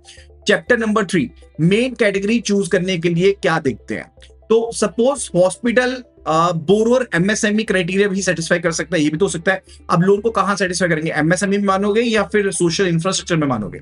देखो, बैंक जो है एप्लीकेबल कंडीशंस के आधार पर किसी भी एक कैटेगरी को मेन कैटेगरी क्लासिफाई कर सकता है, लेकिन सेम लोन को 2 मेन कैटेगरीज में साइमल्टेनियसली क्लासिफाई नहीं किया जा सकता। यानी कि अगर एलिजिबल स्मॉल एंटरप्राइज हॉस्पिटल को 15 करोड़ का लोन मिला, सोशल इंफ्रास्ट्रक्चर में जो हेल्थ केयर लिमिट है वो तो 12 करोड़ की है, तो 15 करोड़ का जो लोन है सोशल इंफ्रास्ट्रक्चर में तो फिट नहीं है, लेकिन हाँ वो एलिजिबल एमएसएमई में बोरोर भी है, तो आप उसे, अगर एमएसएमई की कंडीशन सेटिस्फाई होती हैं तो आप उसे एमएसएमई कैटेगरी में क्लासिफाई कर सकते हो। इसलिए ये चीज को जानना जरूरी है कि सोशल इंफ्रास्ट्रक्चर लिमिट क्रॉस हुई तो लोन प्रायोरिटी सेक्टर लैंडिंग में पूरी तरह से बाहर हो जाएगा, लेकिन अगर वो किसी और मेन कैटेगरी को बिलोंग करता है तो definitely you can be counting it on that, right. Chapter 4 renewable energy से रिलेटेड। रिन्यूएबल एनर्जी आज सिर्फ इन्वायरमेंटल टॉपिक नहीं है, और ये प्रायोरिटी सेक्टर लैंडिंग का एक डायरेक्ट स्कोरिंग एरिया भी है। देखो, एलिजिबल जो रिन्यूएबल एनर्जी एक्टिविटीज हैं उसमें solar power generation, wind energy, biomass projects, जो माइक्रो हाइडल प्रोजेक्ट्स होते हैं, renewable energy based street lighting है, रिमोट विलेज इलेक्ट्रिफिकेशन है, या जो और भी कोई पब्लिक यूटिलिटीज हैं जो रिन्यूएबल है, उन सभी को शामिल कर सकते हैं। तो उनसे रिलेटेड जो बिजनेस बोरोर्स हैं या प्रोजेक्ट बोरोर्स हैं उनके लिए loan limit up to 35 crore rupees per borrower की है। उसके लिए तो 10 लाख की है, लेकिन अगर बिजनेस बोरोर है, प्रोजेक्ट बोरोर है, तो 35 करोड़ की लिमिट है। अब रिन्यूएबल एनर्जी के एग्जांपल देखते हैं। केस 1, एक कंपनी सोलर पावर प्रोजेक्ट के लिए 30 करोड़ का लोन लेती है, ठीक है, तो बिजनेस बोरोर लिमिट 35 करोड़ की है, तो लोन लिमिट के अंदर एलिजिबल हो सकता है। केस 2, सेम कंपनी 40 करोड़ का लोन देती है, तो सीलिंग तो 35 करोड़ की है, तो रिन्यूएबल एनर्जी कैटेगरी में एलिजिबल नहीं होगा। Case 3, individual house hold rooftop solar system के लिए 8 लाख तक का लोन देता है, तो हाउस होल्ड लिमिट 10 लाख तक की है, तो वो पीएसएल में शामिल होगा। केस 4, इंडिविजुअल हाउस होल्ड अगर 12 लाख का लोन लेता है, तो हाउस होल्ड की लिमिट 10 लाख की है, तो वो शामिल नहीं होगा प्रायोरिटी सेक्टर लैंडिंग में। तो बिजनेस बोरोर की 35 करोड़ की लिमिट और हाउस होल्ड की लिमिट 10 लाख की है, राइट, ध्यान रखना। अब उसके बाद बात आती है related to the others category. अब आते हैं एक ऐसी कैटेगरी के ऊपर जिसका थोड़ा सा बेसिकली कैजुअल लगता है देखने में, लेकिन एग्जाम में यहां से डायरेक्ट क्वेश्चंस पूछे जाते हैं। अदर्स कैटेगरीज में आपके माइक्रो फाइनेंस लोन्स, जो सर्टेन एसएचजी जेएलजीस हैं, या डिस्ट्रेस्ड पर्संस को लोन दिया गया अदर देन फार्मर्स, या स्टेट स्पॉन्सर्ड जो ऑर्गेनाइजेशंस होती हैं एससी एसटी के लिए उनको लोन दिया गया, या स्टार्टअप लोन दिए गए सर्टेन कैटेगरीज को, तो इनको भी समझना जरूरी है। सबसे पहले हम बात करते हैं चैप्टर 6 यानी कि माइक्रो फाइनेंस लोन्स के बारे में। तो माइक्रो फाइनेंस लोन एक बेसिक कंसेप्ट है। लो इनकम हाउस होल्ड को दिया गया जो भी कोलेटरल फ्री लोन होता है उसको हम माइक्रो फाइनेंस लोन कहते हैं, और करंट फ्रेमवर्क के हिसाब से जो लो इनकम क्राइटेरिया है हाउस होल्ड इनकम के लिए एनुअल इनकम का, that is up to 3 lakh rupees. यानी कि अगर हाउस होल्ड की एनुअल इनकम 3 लाख रुपए से एक्सीड नहीं होती है तो उसे हम काउंट कर सकते हैं माइक्रो फाइनेंस के लिए। तो हाउस होल्ड जनरली मतलब होता है उसमें हस्बैंड, वाइफ या जो अनमैरिड चिल्ड्रन होते हैं उनको शामिल करते हो। तो एक इंडिविजुअल फैमिली यूनिट। अब सबसे इंपॉर्टेंट बात, माइक्रो फाइनेंस लोन की क्लासिफिकेशन सिर्फ बिजनेस पर्पस तक रिस्ट्रिक्टेड नहीं है। अब यहां पर एलिजिबल जो collateral free low income house hold loan होते हैं, कंजम्पशन के लिए, इमरजेंसी के लिए, एजुकेशन के लिए, हाउस होल्ड रिक्वायरमेंट के लिए, इनकम जनरेटिंग एक्टिविटीज के लिए, आपने जो कोई भी लोन दिया लेकिन वो कोलेटरल फ्री है और उनका house hold annual income 3 lakh रुपए तक का है, तो उनको माइक्रो फाइनेंस लोन माना जाएगा। एग्जांपल के तौर पर समझो, एक हाउस होल्ड एनुअल इनकम है एक परिवार की 2.8 लाख है और मान लो कि लोन कोलेटरल फ्री है तो उसको हम डेफिनेटली काउंट करेंगे, राइट। लेकिन मान लो अगर एक परिवार की जो हाउस होल्ड एनुअल इनकम है 3.20 लाख है, तो 3 लाख की सीलिंग क्रॉस होगी, तो उसे low income house hold definition में शामिल ही नहीं कर सकते, यानी कि उसको माइक्रो फाइनेंस लोन में काउंट नहीं कर सकते। तो ये चीज जाननी जरूरी है। और एक और इंपॉर्टेंट यहां पर थ्रेशोल्ड है कि हाउस होल्ड का जो मंथली लोन रिपेमेंट है, यानी कि मंथली जो ईएमआई बनेगी, मंथली जो पैसा उन्होंने वापस करना है, वो होम टेकिंग सैलरी का, यानी कि होम टेक अमाउंट का 50% से ज्यादा नहीं होना चाहिए, ठीक है। तो इस कैलकुलेशन में माइक्रो फाइनेंस और नॉन माइक्रो फाइनेंस दोनों रिपेमेंट्स इंक्लूड किए जाते हैं। मान लो कि हाउस होल्ड इनकम जो है वो 20,000 की है महीने की, ठीक है, मंथली इनकम है, और मैक्सिमम परमिटेड जो मंथली इंस्टॉलमेंट होगी वो 10,000 तक की हो सकती है। लेकिन अगर एग्जिस्टिंग जो आपकी प्रपोज मंथली रिपेमेंट है 12,000 बन रही है तो भी उसको हम माइक्रो फाइनेंस में शामिल नहीं करेंगे। That's the criteria. Chapter 7, SHG और जेएलजी को दिए गए loans under the others category. तो एसएचजी यानी कि सेल्फ हेल्प ग्रुप, जेएलजी यानी कि ज्वाइंट लायबिलिटी ग्रुप, तो वो कई कैटेगरीज में आ सकते हैं। लाइक अगर एग्रीकल्चर से रिलेटेड है तो एग्रीकल्चर रिलेटेड होगा, एमएसएमई से रिलेटेड है तो एमएसएमई से रिलेटेड होगा। लेकिन अगर वो एग्रीकल्चर और एमएसएमई से अलावा किसी और प्रिस्क्राइब एक्टिविटी में लगे हुए हैं, तो अगर 2 लाख तक का लोन दिया जाता है ग्रुप को, तो वो अदर्स कैटेगरी में एलिजिबल हो सकता है। तो हो सकता है उनको सोशल नीड्स के लिए, house construction, house repair, toilet construction या फिर किसी वायबल पर्पस के लिए उनको लोन दिया गया हो तो उसको शामिल कर सकते हैं। अब ये लिमिट 2 लाख रुपीस पर ग्रुप है इन द अदर्स कैटेगरी। यहां पर इंडिविजुअल की हमने बात नहीं की है, पर मेंबर की बात नहीं करी है। एग्जांपल के तौर पर समझ लो कि एसएचजी को house repair related common activity के लिए आपने 1.8 लाख का लोन दिया तो वो डेफिनेटली अदर्स कैटेगरी में आ सकता है। लेकिन अगर 2.5 लाख का लोन दे दिया तो 2 लाख की सीलिंग क्रॉस होगी, तो आप उसमें शामिल नहीं कर सकते। अगर तो एग्रीकल्चर में आ रहा है या एमएसएमई में आ रहा है तो ठीक है, अगर अदर्स कैटेगरीज में आना है तो लोन की लिमिट कितनी है, 2 लाख रुपए की है, उससे ज्यादा नहीं है। अब बात होती है डिस्ट्रेस्ड पर्सन के बारे में। अब डिस्ट्रेस्ड फार्मर्स को भी लोन दिया था कि हमने उनको जो नॉन कॉन्स्टिट्यूशनल लेंडर्स हैं उनके चंगुल से बचाना है। तो डिस्ट्रेस्ड फार्मर्स के अलावा अगर आपने किसी और कैटेगरी को लोन दिया, let's say those are not farmers, लेकिन उनको हमने मनी लेंडर या जो नॉन इंस्टीट्यूशनल लेंडर्स है उनसे बचाने के लिए हमने बेसिकली उनको 1 लाख रुपए तक का लोन दिया, तो वो इस कैटेगरी में शामिल हो सकते हैं, ठीक है। तो एक डिस्ट्रेस्ड नॉन फार्मर ने लोकल मनी लेंडर से हाई इंटरेस्ट के ऊपर डेप्ट लिया, बैंक ने उसे 80,000 रुपए का लोन दे दिया ताकि वो अपना डेप्ट पे कर पाए, तो वो 1 लाख की लिमिट के अंदर है, तो हाँ वो एलिजिबल हो सकता है। लेकिन अगर उसे लोन 1.25 लाख का दिया गया तो 1 लाख की लिमिट से ऊपर है, तो उसे हम अदर्स पीएसएल में शामिल नहीं कर सकते, ठीक है। चैप्टर 9 जो स्टेट स्पॉन्सर्ड ऑर्गेनाइजेशंस है। अब स्टेट स्पॉन्सर्ड ऑर्गेनाइजेशंस होती हैं कई बार एससी एसटी पर्पस के लिए, जहां पर एससी एसटी बेनिफिशियरीज के लिए इनपुट परचेज करनी है, सप्लाई करना है या बेनिफिशियरीज के आउटपुट्स की मार्केटिंग करनी है, तो एक ऐसा लोन जो है वो प्रायोरिटी सेक्टर लेंडिंग अदर्स के लिए एलिजिबल हो सकता है। लेकिन ध्यान रखना लोन ऑर्गेनाइजेशन को दिया गया, यानी कि लेट्स से आप नेशनल जो शेड्यूल कास्ट ऑर्गेनाइजेशन है उसको लोन सैंक्शन करते हो तो डेफिनेटली उसको शामिल कर सकते हो। तो अल्टीमेट पर्पस क्या है कि स्पेसिफाइड एससी एसटी जो बेनिफिशियरीज हैं उनको लोन दिया गया, उनको हमने सपोर्ट करना है। तो सिर्फ ऑर्गेनाइजेशन के नाम में एससी एसटी एंड डेवलपमेंट लिखा होना सफिशिएंट नहीं है, एंड ड्यूज वेरीफाई करना होगा। अब बात आती है startups under the others, chapter 10। तो एग्रीकल्चर और एमएसएमई में हमने देखा कि स्टार्टअप को दिए गए लोन की लिमिट 50 करोड़ तक की है। लेकिन अगर स्टार्टअप जो है एग्रीकल्चर में नहीं आता या फिर एमएसएमई में नहीं आता या लेट्स से कोई और चीज में आता है तो उसे हम अदर्स कैटेगरी के अंदर स्टार्टअप को 50 करोड़ तक का लोन दे सकते हैं। अब वो अदर्स पीएसएल में शामिल हो सकता है, ठीक है। तो एक्टिविटी डिसाइड करनी होगी, तो एक्टिविटी जो स्टार्टअप डिसाइड करता है उसी के हिसाब से डिसाइड होगा कि वो एमएसएमई में जाएगा या फिर एग्रीकल्चर में जाएगा या फिर अदर्स कैटेगरी में जाएगा। लेकिन अदर्स कैटेगरी में एसएचजी जेएलजी की जो लिमिट है वो 2 लाख तक की है, डिस्ट्रेस्ड फार्मर्स की लिमिट 1 लाख तक की है, और जो एलिजिबल नॉन एग्रीकल्चरल या फिर जो नॉन एमएसएमई स्टार्टअप्स हैं उनके लिए लिमिट 50 करोड़ की है।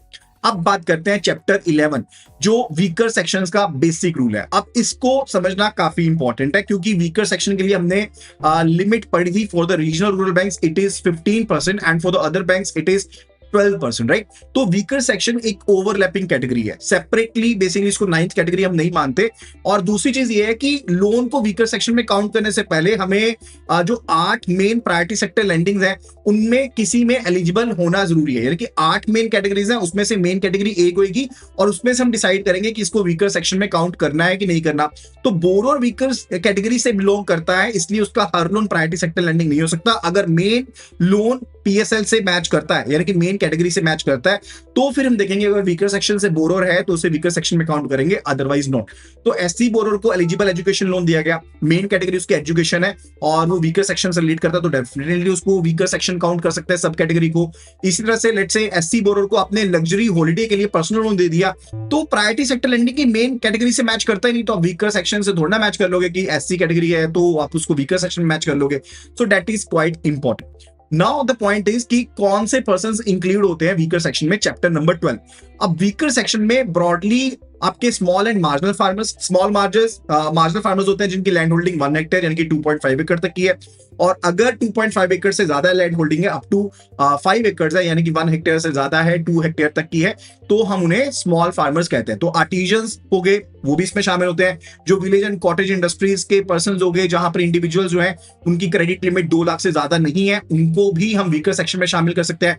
इसके अलावा जो बेनिफिशियरीज एलिजिबल है under the government sponsored schemes, schedule caste हो गए, शेड्यूल ट्राइब्स हो गए, differential rate of interest scheme के डीआरआई स्कीम के बेनिफिशियरीज हो गए, सेल्फ हेल्प ग्रुप हो गए, ज्वाइंट लायबिलिटी ग्रुप्स हो गए, जो माइक्रो फाइनेंस बोरोअर्स हैं या फिर इंडिविजुअल वुमेन बेनिफिशियरीज हैं, डिस्ट्रेस्ड फार्मर्स हैं, distressed farmers other than distressed persons other than farmers हैं, पर्संस विद डिसेबिलिटीज हैं, ट्रांसजेंडर पर्संस हैं, जो नोटिफाइड माइनॉरिटी कम्युनिटीज हैं, या फिर जो पीएमजेडीवाई के अंदर ओडी स्कीम के अंदर जो एलिजिबल बोरोअर्स हैं वो हो गए जिनको 10,000 तक की ओडी दी जाती है, वो सभी वीकर सेक्शन में काउंट हो सकता है। लेकिन मैंने आपको पहले बताया कोई मेन कैटेगरी पहले सेटिस्फाई होनी चाहिए तब उसको वीकर सेक्शन में काउंट करेंगे, अदरवाइज मेन कैटेगरी सेटिस्फाई नहीं हो रही है तो उसको वीकर सेक्शन में काउंट नहीं कर सकते। Chapter number 13 individual women beneficiaries. देखो इंडिविजुअल वुमेन बेनिफिशियरी को अगर आपने 2 लाख रुपए तक का लोन दिया है तो उसको वीकर सेक्शन में काउंट कर सकते हैं, लेकिन इंपॉर्टेंट ये चीज है कि 2 लाख की लिमिट है, ठीक है। अगर मान लो कंपनी को, एलएलपी को या सेपरेट लीगल एंटिटी को लोन दिया गया जिसमें वुमेन डायरेक्टर है तो डेफिनेटली उसको मानेंगे, बिकॉज कंपनी अलग लीगल अंडरस्टैंडिंग है, उसको हम वुमेन में शामिल नहीं कर सकते। जैसे शुरू के केस में हमने पढ़ा कि मीरा ने अपने नाम पर लेट्स से टेलरिंग बिजनेस करने के लिए 1.8 लाख का लोन लिया तो उसको हम मानेंगे, ठीक है, कि वो वीकर सेक्शन में काउंट हो सकता है। मेन कैटेगरी आ गई एमएसएमई की और वीकर सेक्शन की कैटेगरी आ गई रिलेटेड टू इंडिविजुअल, हमने विमेन वीकर सेक्शन में उसको काउंट कर लिया। लेकिन अगर अब मीरा जो है मान लो किसी कंपनी में डायरेक्टर है और हमने कंपनी को लोन दिया और वो वुमेन है तो उसके बेस पर हम उसको शामिल थोड़ा ना कर सकते हैं क्योंकि लोन कंपनी को दिया गया, हम बोरोर बेसिकली यहां पर कंपनी बन गई, मीरा तो इंडिविजुअल है तो इंडिविजुअल का बेनिफिट कंपनी के लिए अवेलेबल नहीं होगा। और अर्बन कोऑपरेटिव बैंक्स यानी कि यूसीबीज के लिए 2 लाख का जो इंडिविजुअल वुमेन सीलिंग है वो एप्लीकेबल नहीं है, यानी कि यूसीबी के केस में स्पेसिफिक लिमिट का एप्लीकेशन अलग तरीके से होगा। वहां पर सिर्फ हमने ये देखना है कि लोन इंडिविजुअल वुमेन को दिया गया तो हाँ डेफिनेटली वहां पर हम उसे वीकर सेक्शन में शामिल कर सकते हैं फॉर द यूसीबी यानी कि अर्बन कोऑपरेटिव बैंक के लिए, राइट। फिर बात आती है चैप्टर नंबर 14 यानी कि आर्टिजन्स या जो आपके पास विलेज कॉटेज इंडस्ट्रीज है उनके बारे में। तो उनके लिए भी जो लिमिट है that is 2 lakh rupees individual credit limit. जैसे मान लो कि आर्टिजन है, अब एलिजिबल बिजनेस लोन उसको 1.75 लाख का दिया गया तो वीकर सेक्शन में आप उसको काउंट कर सकते हो। लेकिन अगर आपने लोन 2.5 लाख का दे दिया तो वो 2 लाख की लिमिट से अबव हो गया तो उसको हम काउंट नहीं कर सकते। तो लोन जो है वो इंडिपेंडेंटली आपका एमएसएमई से भी हो सकता है तो उसे वीकर सेक्शन में काउंट कर सकते हो या कोई और भी हो सकता है। So main category priority sector lending में सर्वाइव करनी चाहिए, लेकिन ओवरलैपिंग वीकर सेक्शन में एलिजिबिलिटी बन सकती है लेकिन एलिजिबिलिटी फेल भी हो सकती है, राइट। जैसे मान लो कि आपने एमएसएमई के अंदर ही लोन दिया, आपने लोन दिया 2.5 लाख का, अब वो एमएसएमई में तो काउंट हो रहा है लेकिन आप उसे वीकर सेक्शन में काउंट नहीं कर सकते, बिकॉज वीकर सेक्शन में तब काउंट करते हैं अगर लोन का अमाउंट 2 लाख तक का होता, 2 लाख से ज्यादा हो गया तो वीकर सेक्शन की ओवरलैपिंग कैटेगरी में शामिल नहीं कर सकते। Further chapter number 15 distressed persons in beaker section. अब 1 लाख तक का लोन अगर देते हो उनको, जैसे मनी लेंडर से बचाने के लिए या फिर नॉन इंस्टीट्यूशनल लेंडर से बचाने के लिए लोन देते हो, जो फार्मर्स नहीं है, अदर देन फार्मर्स है, तो डेफिनेटली उनको भी हम शामिल कर सकते हैं। किसमें शामिल कर सकते हैं? वीकर सेक्शन में शामिल कर सकते हैं, but distress persons other than farmers, ठीक है। तो लोन अमाउंट 1 लाख से ज्यादा नहीं होना चाहिए। Chapter 16 person with disabilities and transgender person. अब जो पर्सन एंड डिसेबिलिटीज के साथ वीकर सेक्शन में एक्सप्रेसिवली उनको कवर किया गया है, ट्रांसजेंडर पर्सन है उनको भी कवर किया गया है, लेकिन वही गोल्डन रूल है, आइडेंटिटी सिर्फ सफिशिएंट नहीं है, अंडरलाइंग एक्टिविटी जो है वो प्रायोरिटी सेक्टर लेंडिंग में शामिल होनी चाहिए। यानी कि ऐसा नहीं है कि आप पर्सन विद डिसेबिलिटी को कोई भी लोन दोगे तो वो वीकर सेक्शन में काउंट होगा, नो वे। आपकी मेन कैटेगरी सेटिस्फाई होनी चाहिए, तब उसके बाद देखोगे कि वो पर्सन जो है आइडेंटिफाई कर लिया तो आप उसे वीकर सेक्शन में काउंट कर सकते हो। इसी तरह से माइनॉरिटीज के लिए भी यही चीज है, that's related to the chapter number 17, that is related to minorities. यानी कि गवर्नमेंट ऑफ इंडिया ने नोटिफाई किया माइनॉरिटीज को। अब जैसे अगर हम बात करें पंजाब की, तो Sikh, otherwise Sikh community is a minority, लेकिन पंजाब में सिख कम्युनिटी मेजोरिटी में है, तो उसको माइनॉरिटी में शामिल नहीं करते हैं, ठीक है। इस चीज का भी ध्यान रखना है। ये सभी स्टेट्स के लिए, यूनियन टेरिटरीज के लिए, सभी के लिए। तो अगर पंजाब में सिख जो है वो माइनॉरिटी नहीं है, ठीक है, बाकी स्टेट्स में माइनॉरिटी है, तो वहां पर अगर आप उनको लोन दे रहे हो तो उसको हम पीएसएल में शामिल कर सकते हैं, वीकर सेक्शन में शामिल कर सकते हैं, दैट्स द केस।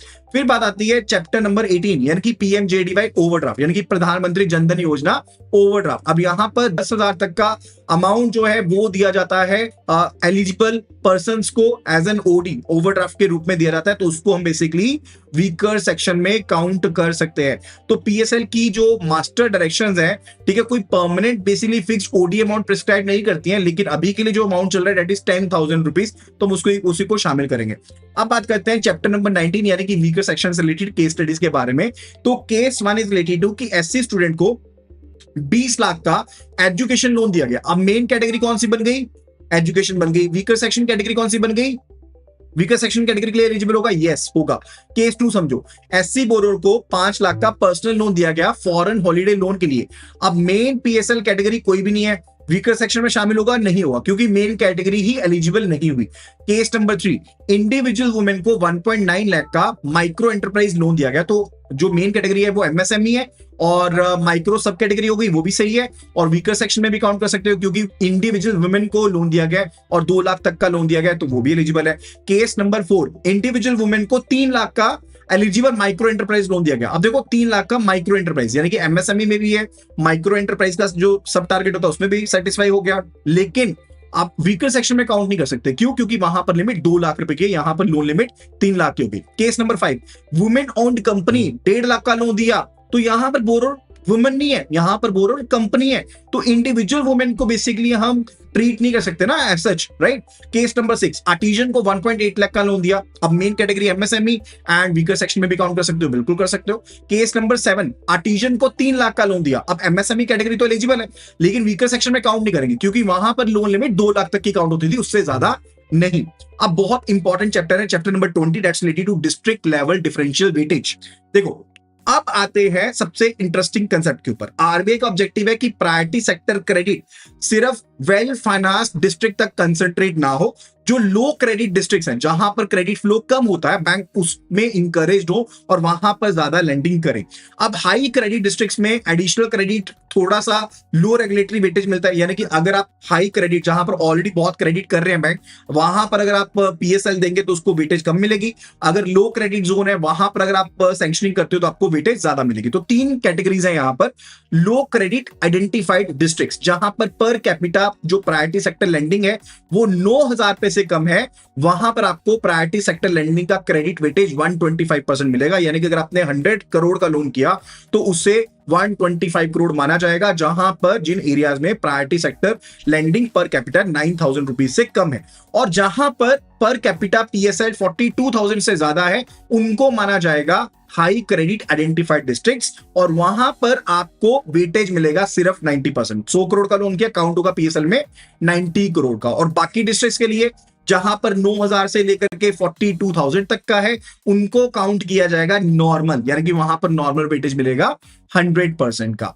अब बात करते हैं चैप्टर 21 जो डिस्ट्रिक्ट वेटेज है उनके एग्जांपल्स के बारे में। तो लो क्रेडिट डिस्ट्रिक्ट में 100 करोड़ का लोन दिया, वेटेज 125% है, तो आप उसको 125 crore of the achievement count करेंगे, ठीक है। लेकिन अगर हाई क्रेडिट डिस्ट्रिक्ट में आपने 100 करोड़ का लोन दिया तो उसको 90% के हिसाब से 90 करोड़ का अचीवमेंट काउंट करेंगे, not more than that. Normal district में कर रहे हो तो 100 करोड़ का लोन किया तो 100 करोड़ का ही उसको अचीवमेंट जो है वो काउंट किया जाएगा। अब है बात रिलेटेड टू इंक्रीमेंटल क्रेडिट का मतलब क्या होता है। देखो 125% जो वेट है वो इंटायर डिस्ट्रिक्ट पोर्टफोलियो पर नहीं मिलता, वेट लागू होता है, यानी कि इंक्रीमेंटल प्रायोरिटी सेक्टर क्रेडिट पर आपको वेटेज मिलता है। सपोज करो कि आपका पुराना आउटस्टैंडिंग था 500 करोड़ का, ठीक है, और करंट आउटस्टैंडिंग है 600 करोड़, तो इंक्रीमेंटल कितना हुआ, 100 करोड़ का इंक्रीमेंटल हुआ, तो आपको जो बेनिफिट मिलेगा ना वो पूरे के पूरे 600 करोड़ के पोर्टफोलियो के ऊपर नहीं मिलेगा, वो आपको आपका इंक्रीमेंटल जो क्रेडिट हुआ उस डिस्ट्रिक्ट में 100 करोड़ रुपीस का उसके ऊपर मिलेगा। यानी कि अगर आप हाई एरिया में कर रहे थे तो आपको 90 करोड़ काउंट होगा, अगर लो कैपिटा वाले में कर रहे थे, पीएसएल कैपिटा वाले में कर रहे थे, उसको ज्यादा काउंट करेंगे, 125 करोड़ आपको वेटेज ज्यादा मिल जाएगा, right. So that's the case. अब ये चीज होती है, ठीक है, तो पूरे के पूरे आउटस्टैंडिंग के ऊपर बेनिफिट नहीं मिलता है, इस चीज को ध्यान में रखिएगा। एंड फिर बात करते हैं रिलेटेड टू कि नेगेटिव कैरी के बारे में। अब सपोज करो कि करंट आउटस्टैंडिंग आपका गिर के 480 करोड़ हो गया, ठीक है, इंक्रीमेंटल चेंज कितना हुआ, पहले आपका कितना था इंक्रीमेंटल, पहले आपका 500 करोड़ था आपने लोन जो सैंक्शन किया था, ठीक है, और उसके बाद आपका कम हो गया, यानी कि अब आपके पास नेगेटिव 20 करोड़ हो गया, तो वेटेज इंक्रीमेंटल जो है उसे 0 माना जाएगा, यानी कि नेगेटिव वेट कैरी नहीं होता है, इस चीज का भी ध्यान रखिएगा। अब बात करते हैं चैप्टर नंबर 23 यानी कि डिस्ट्रिक्ट मैपिंग कैसी होगी। तो मान लो बोरोर का रजिस्टर्ड ऑफिस जहां पर होता है वहां पर हमें डिसीजन नहीं लेना होता है। जो डिस्ट्रिक्ट मैपिंग का क्राइटेरियन है that is place of utilization of credit, यानी कि बोरोर जहां का रहने वाला है उसे नहीं मानते, हम मानते हैं कि आपने जो लोन दिया उसको यूटिलाइज कहां किया जाए। जैसे मान लो कि बोरोर का जो रजिस्टर्ड ऑफिस है वो दिल्ली में है, लेकिन उसका जो एलिजिबल प्रोजेक्ट है वो आसाम के लो क्रेडिट डिस्ट्रिक्ट में है, तो उसको वहीं पर काउंट करेंगे, लो जो डिस्ट्रिक्ट है वहीं पर उसको काउंट करेंगे, मैपिंग जो है उसके हिसाब से की जाएगी। चैप्टर 24 विच क्रेडिट गेट्स डिस्ट्रिक्ट वेट। अब district differential weightage mainly district के ऑर्गेनिक क्रेडिट पर अप्लाई होता है। ऑर्गेनिक क्रेडिट का मतलब होता है कि बैंक ने डायरेक्टली बोरोर को लोन डिसबर्स किया, राइट। अब actual borrower wise details bank की बुक्स में अवेलेबल है।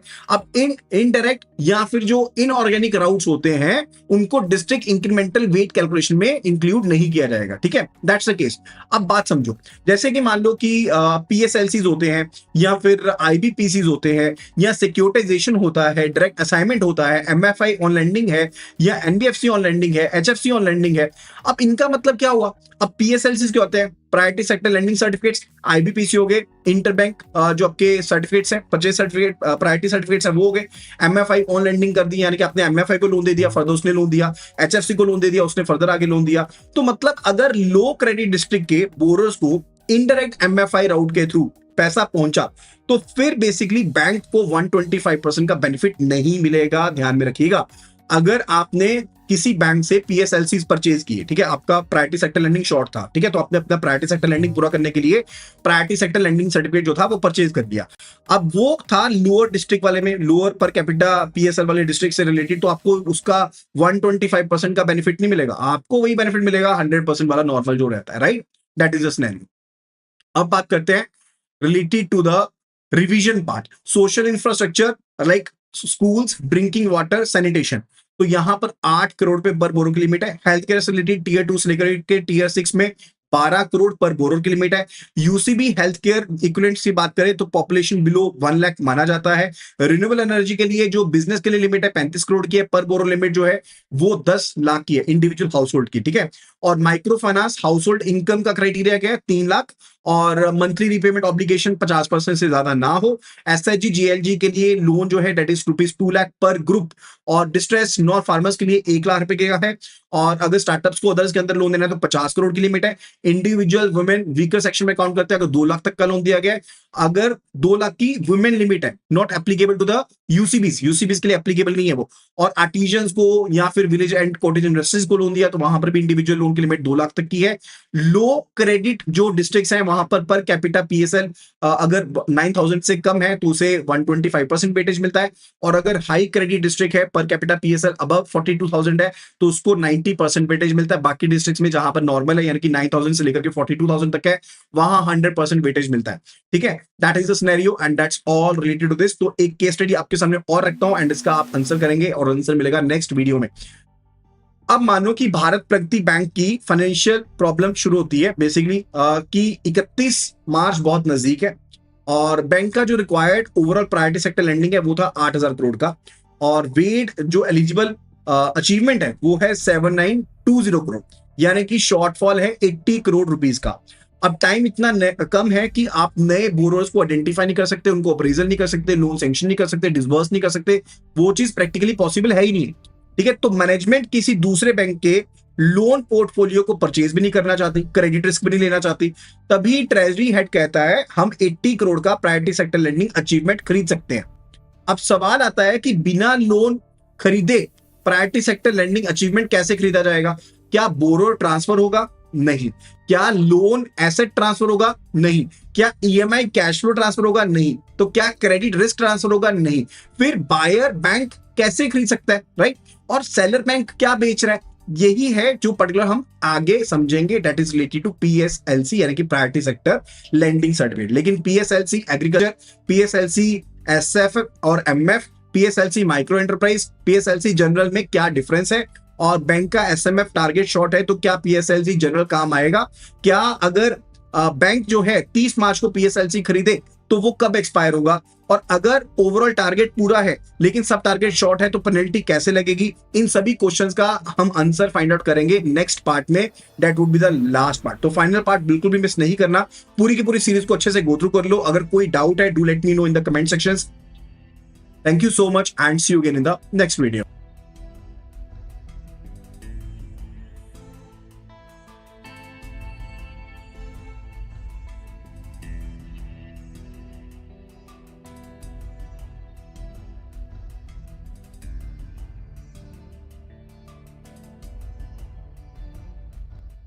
सो प्रायोरिटी सेक्टर लेंडिंग से रिलेटेड ये हमारा 5th वीडियो है। Already 4 videos we have covered related to priority sector lending. एक बहुत ही ज्यादा इंपॉर्टेंट टॉपिक है, चाहे आप जेआईबी, सीआईबी, बैंक प्रमोशन या सर्टिफिकेशन की तैयारी कर रहे हो। सो मेक श्योर कि पूरी की पूरी सीरीज को जरूर गो थ्रू कर लेना। तो आज की इस वीडियो में एक इंपॉर्टेंट केस स्टडी के साथ हम करने वाले हैं start. So let's just jump upon the case study first of all. But उससे पहले आपको ये बता दो कि आज की वीडियो में मेजरली हम बात करने वाले हैं पीएसएलसीज के बारे में, ऑन लैंडिंग के बारे में, शॉर्टफॉल के बारे में एंड पेनल्टी के बारे में। So we covered related to last video कि भारतीय प्रगति बैंक के पास जो ओवरऑल टारगेट था, बिकॉज उनका बेस हमने माना था 20,000 करोड़ का, और 20,000 करोड़ का 40% करते हुए हमने जाना था कि उनका रिक्वायर्ड पीएसएल टारगेट था 8,000 करोड़ का, उनकी अचीवमेंट थी 7,920 करोड़ की, तो शॉर्टफॉल था 80 करोड़ रुपीस का। अब इनके पास टाइम बहुत कम था, ये नए बोरोर्स ढूंढ नहीं सकते थे, अप्रेजल नहीं कर सकते थे, सैंक्शनिंग नहीं कर सकते थे, पोर्टफोलियो परचेज भी नहीं करना चाहते थे ये, बिकॉज इनको रिस्क नहीं उठाना था, इनको किसी क्रेडिट रिस्क में नहीं पड़ना था, लेकिन फिर भी टारगेट कंप्लीट करना चाहते थे। तो अब ये चीज पॉसिबल थी कैसे? ट्रेजरी डिपार्टमेंट वाले ने बोला कि आप पीएसएलसी में डील कर लो, यानी कि प्रायोरिटी सेक्टर लेंडिंग सर्टिफिकेट में डील कर लो, क्योंकि पीएसएलसी का मेजर काम ही ये होता है कि आप बिना क्रेडिट रिस्क उठाए हुए, आप बिना लोन सैंक्शन किए हुए, बिना अप्रेजल किए हुए, बिना बोरोर आपकी बुक्स में शामिल हुए, बिना कैश फ्लोज के साथ डील किए हुए, आप पीएसएलसी की जो ऑब्लिगेशन है उसको फुलफिल कर सकते हो, प्रायोरिटी सेक्टर लेंडिंग की ऑब्लिगेशन को फुलफिल कर सकते हो।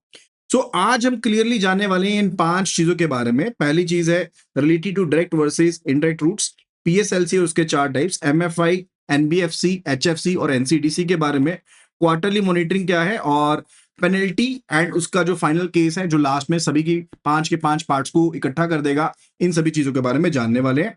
तो सबसे पहले स्टार्ट करने वाले हैं कि टारगेट बैंक्स ने अगर पूरे करने हो पीएसएल से रिलेटेड तो कैसे पूरे कर सकते हैं।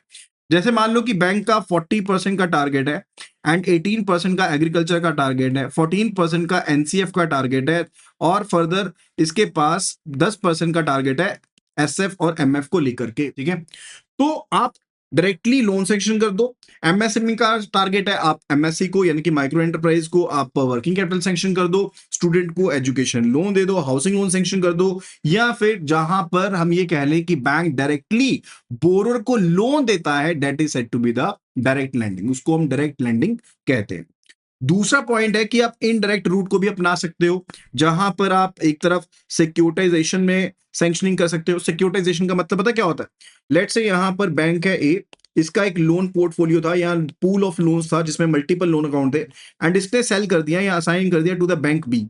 अब बैंक बी की बुक्स में ये आ गए, यानी कि जो एक्सपोजर है, समझिए ध्यान से, अब जो एक्सपोजर है वो बैंक ए ने ट्रांसफर किया बैंक बी के पास, यानी कि साथ में रिस्क भी ट्रांसफर होगा। ठीक है, वो लोन पूरा का पूरा बैंक बी की किताबों में आ जाएगा, सो रिस्क भी ट्रांसफर होने वाला है। तो ये होता है सिक्योरिटाइजेशन और डायरेक्ट असाइनमेंट। दूसरा है आईबीपीसी, यानी कि इंटर बैंक पार्टिसिपेशन सर्टिफिकेट। अब आईबीपीसी के केस में भी जो रिस्क है वो ट्रांसफर होता है, रिस्क ट्रांसफर इज देयर, यानी कि इंटर बैंक पार्टिसिपेशन होती है but risk is also transferred. फिर तीसरा केस है पीएसएलसी का, यानी कि प्रायोरिटी सेक्टर लेंडिंग सर्टिफिकेट। अब ये सिर्फ और सिर्फ प्रायोरिटी सेक्टर लेंडिंग की ऑब्लिगेशन को फुलफिल करने के लिए बनाया गया रूल है, यानी कि इस केस में स्पेसिफिक जो किसी भी तरह का रिस्क है, कैश फ्लो है, कस्टमर है, वो ट्रांसफर नहीं होता, सिर्फ और सिर्फ जो ऑब्लिगेशन है वो ट्रांसफर होती है। Clear? And then it's related to MFI, NBFC, HFC on lending. MFI यानी कि माइक्रो फाइनेंस इंस्टीट्यूशन, कोई भी एनबीएफसी, हाउसिंग फाइनेंस कंपनी या फिर एनसीडीसी को आप फर्दर फंड्स प्रोवाइड करवा देते हो। लेट से यहां पर बैंक ए ने फंड्स प्रोवाइड कर दिए, लेट से एनबीएफसी को फंड्स प्रोवाइड कर दिए और एनबीएफसी ने फर्दर लैंडिंग कर दी प्रायोरिटी सेक्टर में, तो बैंक इसे अपनी प्रायोरिटी सेक्टर अचीवमेंट काउंट कर सकता है। तो ये तरीके हैं, डायरेक्ट तरीके या फिर इनडायरेक्ट तरीके, जिसके थ्रू बैंक अपने पीएसएल टारगेट को कंप्लीट करता है। अब एक सिंपल सा डिफरेंस जो मैंने आपको ऑलरेडी बता दिया है, जैसे सिक्योरिटाइजेशन एंड डायरेक्ट असाइनमेंट के केस में अगर देखें तो यहां पर रिस्क ट्रांसफर होता है, एसेट ट्रांसफर होता है। आईबीपीसी के केस में भी रिस्क ट्रांसफर होता है, रिस्क पार्टिसिपेशन होती है। पीएसएलसी में सिर्फ और सिर्फ ऑब्लिगेशन को फुलफिलमेंट करने का तरीका है। पीएसएलसी में लोन ट्रांसफर नहीं होता, कोई बोरो ट्रांसफर नहीं होता, कोई एसेट ट्रांसफर नहीं होता, एक्सपोजर ट्रांसफर नहीं होता, सिर्फ और सिर्फ अचीवमेंट का ट्रेड होता है। अब जैसे मान लो कि एक एग्जांपल के थ्रू समझते हैं, बैंक ए है सेलर, इसके पास एक्चुअल जो सरप्लस है वो है 200 करोड़ का, यानी कि इसका टारगेट था 1000 करोड़ का और इसके पास इसने सैंक्शन कर दिया 1200 करोड़, यानी कि प्लस 200 करोड़ है इसके पास, 200 करोड़ का सरप्लस इसके पास पड़ा है।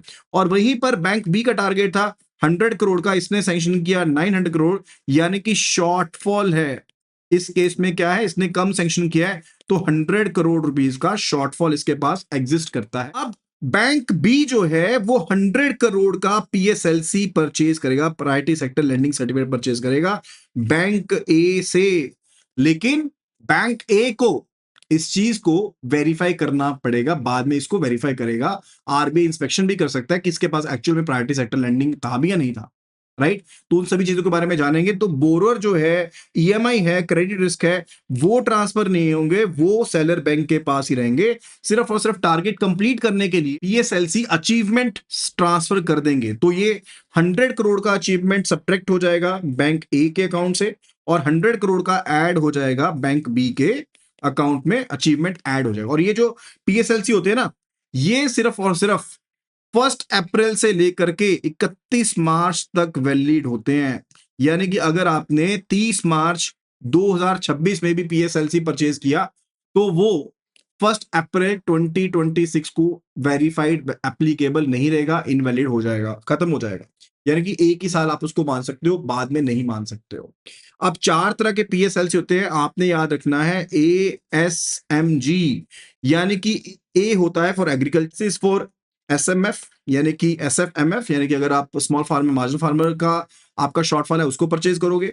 एम है फॉर माइक्रो एंटरप्राइज, यानी कि अगर आप माइक्रो एंटरप्राइज के रिलेटेड शॉर्ट फॉल है तो आप पीएसएलसी एमई परचेज करोगे। And if it's related to otherwise तो आप पीएसएलसी जी जनरल को परचेज करोगे। अब कौन सा पीएसएलसी कब खरीदना है? जब ओवरऑल शॉर्टफॉल है तो आप पीएसएलसी जनरल परचेज करोगे। अगर आपके पास एग्रीकल्चरल शॉर्टफॉल है तो पीएसएलसी एग्रीकल्चर परचेज करोगे। अगर एसएमएफ का शॉर्टफॉल है तो PSLC SF MF परचेज करोगे। अगर माइक्रो शॉर्टफॉल है तो PSLC ME को आप परचेज करोगे। अगर आपका शॉर्टफॉल SMF का है और आप एग्रीकल्चर परचेज कर लेते हो तो आपका टारगेट कंप्लीट नहीं होगा। Now it's related to operational rules. अब इनकी ट्रेडिंग की जाती है RBI के अपने प्लेटफॉर्म के ऊपर यानी कि ई कुबेर के ऊपर, और इनका एक डिनोमिनेशन होता है यानी कि आप जो ट्रेडिंग कर पाओगे 25 लाख या उसके मल्टीपल में आप ट्रेडिंग कर पाओगे। 25 लाख, 50 लाख, 75 लाख आपको इस तरह से परचेज करना पड़ेगा। और इसका जो टारगेट का आपका एक्सपायरी है वो है 31 मार्च को, यानी कि अगर 30 मार्च को भी आपने परचेज किया वो वैलिड तो जरूर होगा। अगर आपने 30 मार्च को भी परचेज कर लिया वैलिड जरूर होगा, लेकिन वैलिडिटी सिर्फ और सिर्फ 31 मार्च तक की होगी, उसके बाद वो वैलिड नहीं रहेगा। एंड इनके जो प्राइस रहेंगे, जो भी फीस चार्ज की जाती है बैंक के द्वारा, वो मार्केट डिटरमाइंड होती है, प्रीमियम या फीस जो भी बैंक चार्ज करेगा। एंड जो सेलर बैंक है उसके लिए वो मिसलेनियस इनकम बन जाएगी। For the seller bank that will be the miscellaneous income, and for the buyer bank that will be the expense, वो बन जाएगा एक्सपेंस। तो सेलर बैंक के पास क्रेडिट रिस्क रहेगा, क्रेडिट रिस्क ट्रांसफर नहीं होता है, किसी भी तरह का लोन ट्रांसफर नहीं होता है। और जैसे हमने बात करी कि अगर 30 मार्च को PSLC खरीदा तो डेफिनेटली आप उसे शामिल कर सकते हो अपने अचीवमेंट्स को दर्शाने के लिए, तो वो वैलिड रहेगा, लेकिन 31 मार्च की रिपोर्टिंग तक बेनिफिट मिलेगा, लेकिन अगले साल के लिए आपको उसका कोई भी बेनिफिट नहीं मिलने वाला है। Then further it's related to PSLC without the underlying asset. ये कैसे पॉसिबल होगा? लेट्स से बैंक ए है यहां पर जिसने पिछले साल का टारगेट अचीव किया था 500 करोड़ का। तो अगर ये PSLC ट्रेड करना चाहता है तो अपने पिछले साल का यानी कि प्रीवियस ईयर के टारगेट का 50% तक ये ट्रेड कर सकता है ई कुबेर पोर्टल के ऊपर, लेकिन बाद में इसको बताना पड़ेगा, RBI को सेटिस्फाई करना पड़ेगा कि इसने जो पर्टिकुलर PSLC इशू किए हैं वो प्लस इसने अपना खुद का टारगेट टोटली अचीव कर लिया है। जैसे मान लो किसका टारगेट था अगले साल का 600 करोड़ का और इसने 250 करोड़ के PSLC इशू किए, तो इसको ये बताना पड़ेगा इसने टोटल 850 करोड़ जो है वो प्रायोरिटी सेक्टर लेंडिंग इसके पास अवेलेबल है, right. And more over in case अगर मान लो कि ए बैंक ने इशू किया, PSLC इशू कर दिया इसने बैंक बी को, एंड बाद में RBI आ गया इंस्पेक्शन करने के लिए, और RBI को ये पता लगा कि इसने तो मिस क्लासिफिकेशन कर दी थी, ये कई लोन इसने क्लासिफाई कर रखे हैं प्रायोरिटी सेक्टर लेंडिंग में जो कि प्रायोरिटी सेक्टर लेंडिंग को बिलोंग भी नहीं करते हैं, तो उसका रिस्क बाइंग जो बैंक है यानी कि जिसने PSLC बाय किए, priority sector lending certificate bye किया है, उसके ऊपर रिस्क नहीं हुआ, उसका रिस्क सिर्फ और सिर्फ इस बैंक के ऊपर पड़ेगा, इसके ऊपर पेनल्टी लगेगी जो भी लगेगी। फर्दर बात आती है ऑन लेंडिंग के बारे में, बहुत इंपॉर्टेंट एक टर्म है। तो बैंक जो है वो इंटरमीडियरी को पैसे देता है और जो इंटरमीडियरी है फर्दर फाइनल जो अल्टीमेट बोरोर्स है उनको पैसे देती है। अब अगर आपके पास बोरोर वाइज डाटा मेंटेन्ड है, बीइंग अ बैंक अगर आपके पास बोरोर वाइज डाटा मेंटेन्ड है, कैटेगरी मेंटेन्ड है, सब चीजें मेंटेन्ड है, तो जो लोन अगर एलिजिबल PSL को दिया गया, प्रायोरिटी सेक्टर लेंडिंग एलिजिबल में की गई है, आप उसे अपने प्रायोरिटी सेक्टर लेंडिंग में शामिल कर सकते हो। बैंक्स के लिए हिदायतें हैं। तो फाइनल पैसा किस बोरो के पास गया, किस पर्पस के लिए क्या है, ये चीज बहुत ज्यादा मैटर करती है। एंड फिर बात आती है MFI ऑन लेंडिंग के बारे में, यानी कि माइक्रो फाइनेंस इंस्टीट्यूशन को अगर आप पैसा देते हो उसके बारे में बात आती है। तो दो चीजें समझो, MFI के लिए जो ओवरऑल कैप है वो है 10%, यानी कि पिछले साल आपका कितना बेस था। लेट्स से अगर पिछले साल आपका बेस था 20,000 करोड़, 20,000 करोड़ का आपका बेस था, तो इस साल आप 10% तक अगर ऑन लेंडिंग करते हो, यानी कि अगर आपने ऑन लेंडिंग करी, लेट्स से बैंक ए है यहां पर और इसने MFI को ऑन लेंडिंग करी है 3,000 करोड़ की, और इसके पास सारा डाटा मेंटेन्ड है, बोरोज को इसने डाटा सैंक्शन किया है, लोन सैंक्शन किया है, तो उस सिनेरियो में बैंक ए जो है ये 3,000 का 3,000 करोड़ अपना शामिल नहीं करता, प्रायोरिटी सेक्टर लेंडिंग में नहीं कर सकता, उसके रिलेटेड लिमिट की बात कर रहे हैं। तो यहां पर बैंक ए का जो पिछले साल का प्रीवियस ईयर का जो प्रायोरिटी सेक्टर टारगेट था वो देखा जाएगा कि उसका कितना परसेंटेज, यानी कि 10% का कैप हो सकता है। सो 10% ऑफ 20,000 करोड़ यानी कि 2,000 करोड़ ही सिर्फ ये शामिल कर पाएगा अपने प्रायोरिटी सेक्टर लेंडिंग में, 1,000 करोड़ को शामिल नहीं कर पाएगा। एंड SFB के लिए भी ये चीज रखी गई है। अब SFB चाहे यानी कि स्मॉल फाइनेंस बैंक चाहे तो वो भी अपना पैसा जो है वो दे सकता है आगे, किसको दे सकता है? एमएफआई को दे सकता है कि भाई तुम लोन सैंक्शन करो एंड मैं इसको बोरोर को अपने प्रायोरिटी सेक्टर लेंडिंग के टारगेट में मान लूंगा। अब एसएफबी का टारगेट कितना होता है ओवरऑल? 60% का होता है। पहले कितना होता था? 75% का होता था, लेकिन ये हो गया अबॉलिश, अब है 60% का ओवरऑल टारगेट है। तो एसएफबी अगर चाहे तो कर सकता है, लेकिन यहां पर एक थ्रेशोल्ड रखी गई है, यानी कि ग्रोस लोन पोर्टफोलियो की एक थ्रेशोल्ड रखी गई है। कितने करोड़ की? 500 करोड़ की। यानी कि अगर जिस एनबीएफसी को लोन दे रहे हो, जिस एमएफआई को, जिस एनबीएफसी एमएफआई को स्पेसिफिकली लोन दे रहे हो आप, अगर तो उसका जीएलपी 500 करोड़ से नीचे है, फिर तो ये एसएफबी उसको ओन लेंडिंग के लिए पैसा दे सकता है, ठीक है? तो नहीं दे सकता।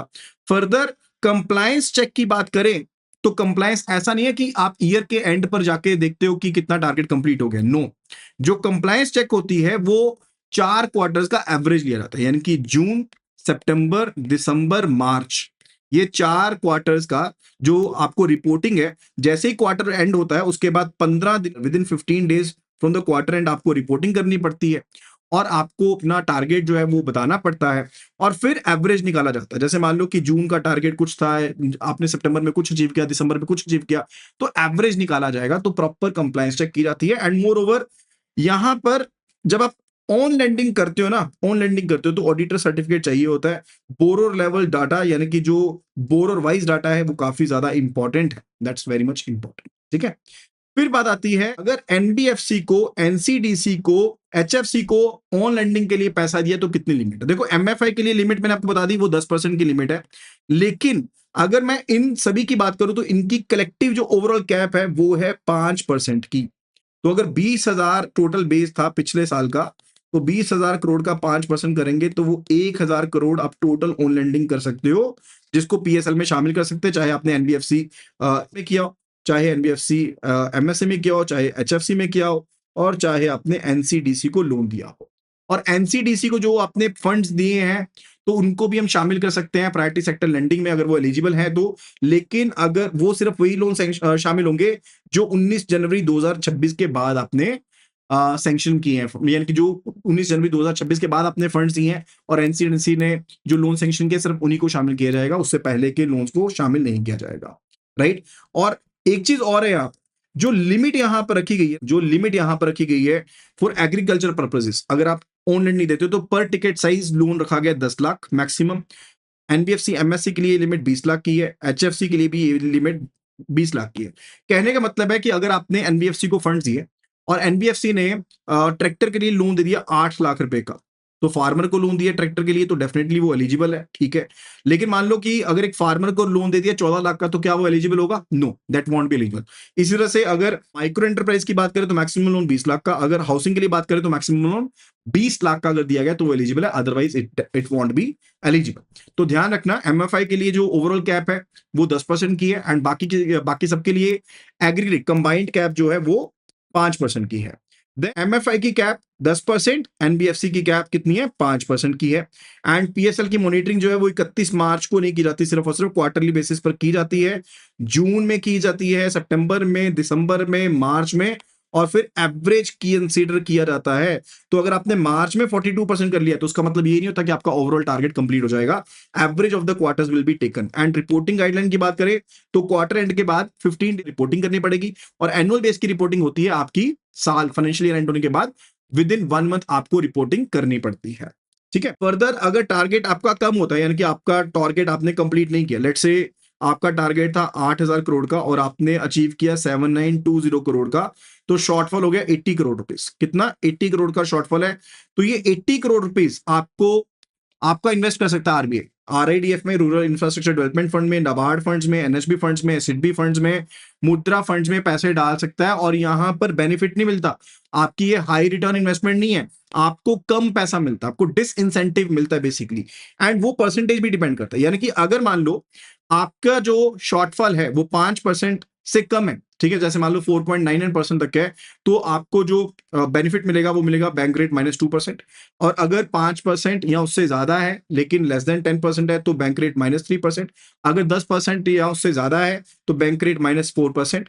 एंड अगर किसी सब टारगेट में शॉर्टफॉल है तो bank rate -2%। So these will be the benefits which will be available, यानी कि आपको बहुत कम रेट मिलने वाला है। तो इसीलिए बैंक्स कहते हैं कि सैंक्शन कर दो, कि लोन सैंक्शन कर दो। तो पेनल्टी के एग्जांपल देखो, जैसे मान लो टारगेट था 40% का, आपने अचीव किया 36%, शॉर्टफॉल कितना है? 4% का शॉर्टफॉल है, तो बैंक रेट -2% लगेगा। अगर टारगेट था 40% का, अचीव किया 34%, तो बैंक रेट -3% हो गया।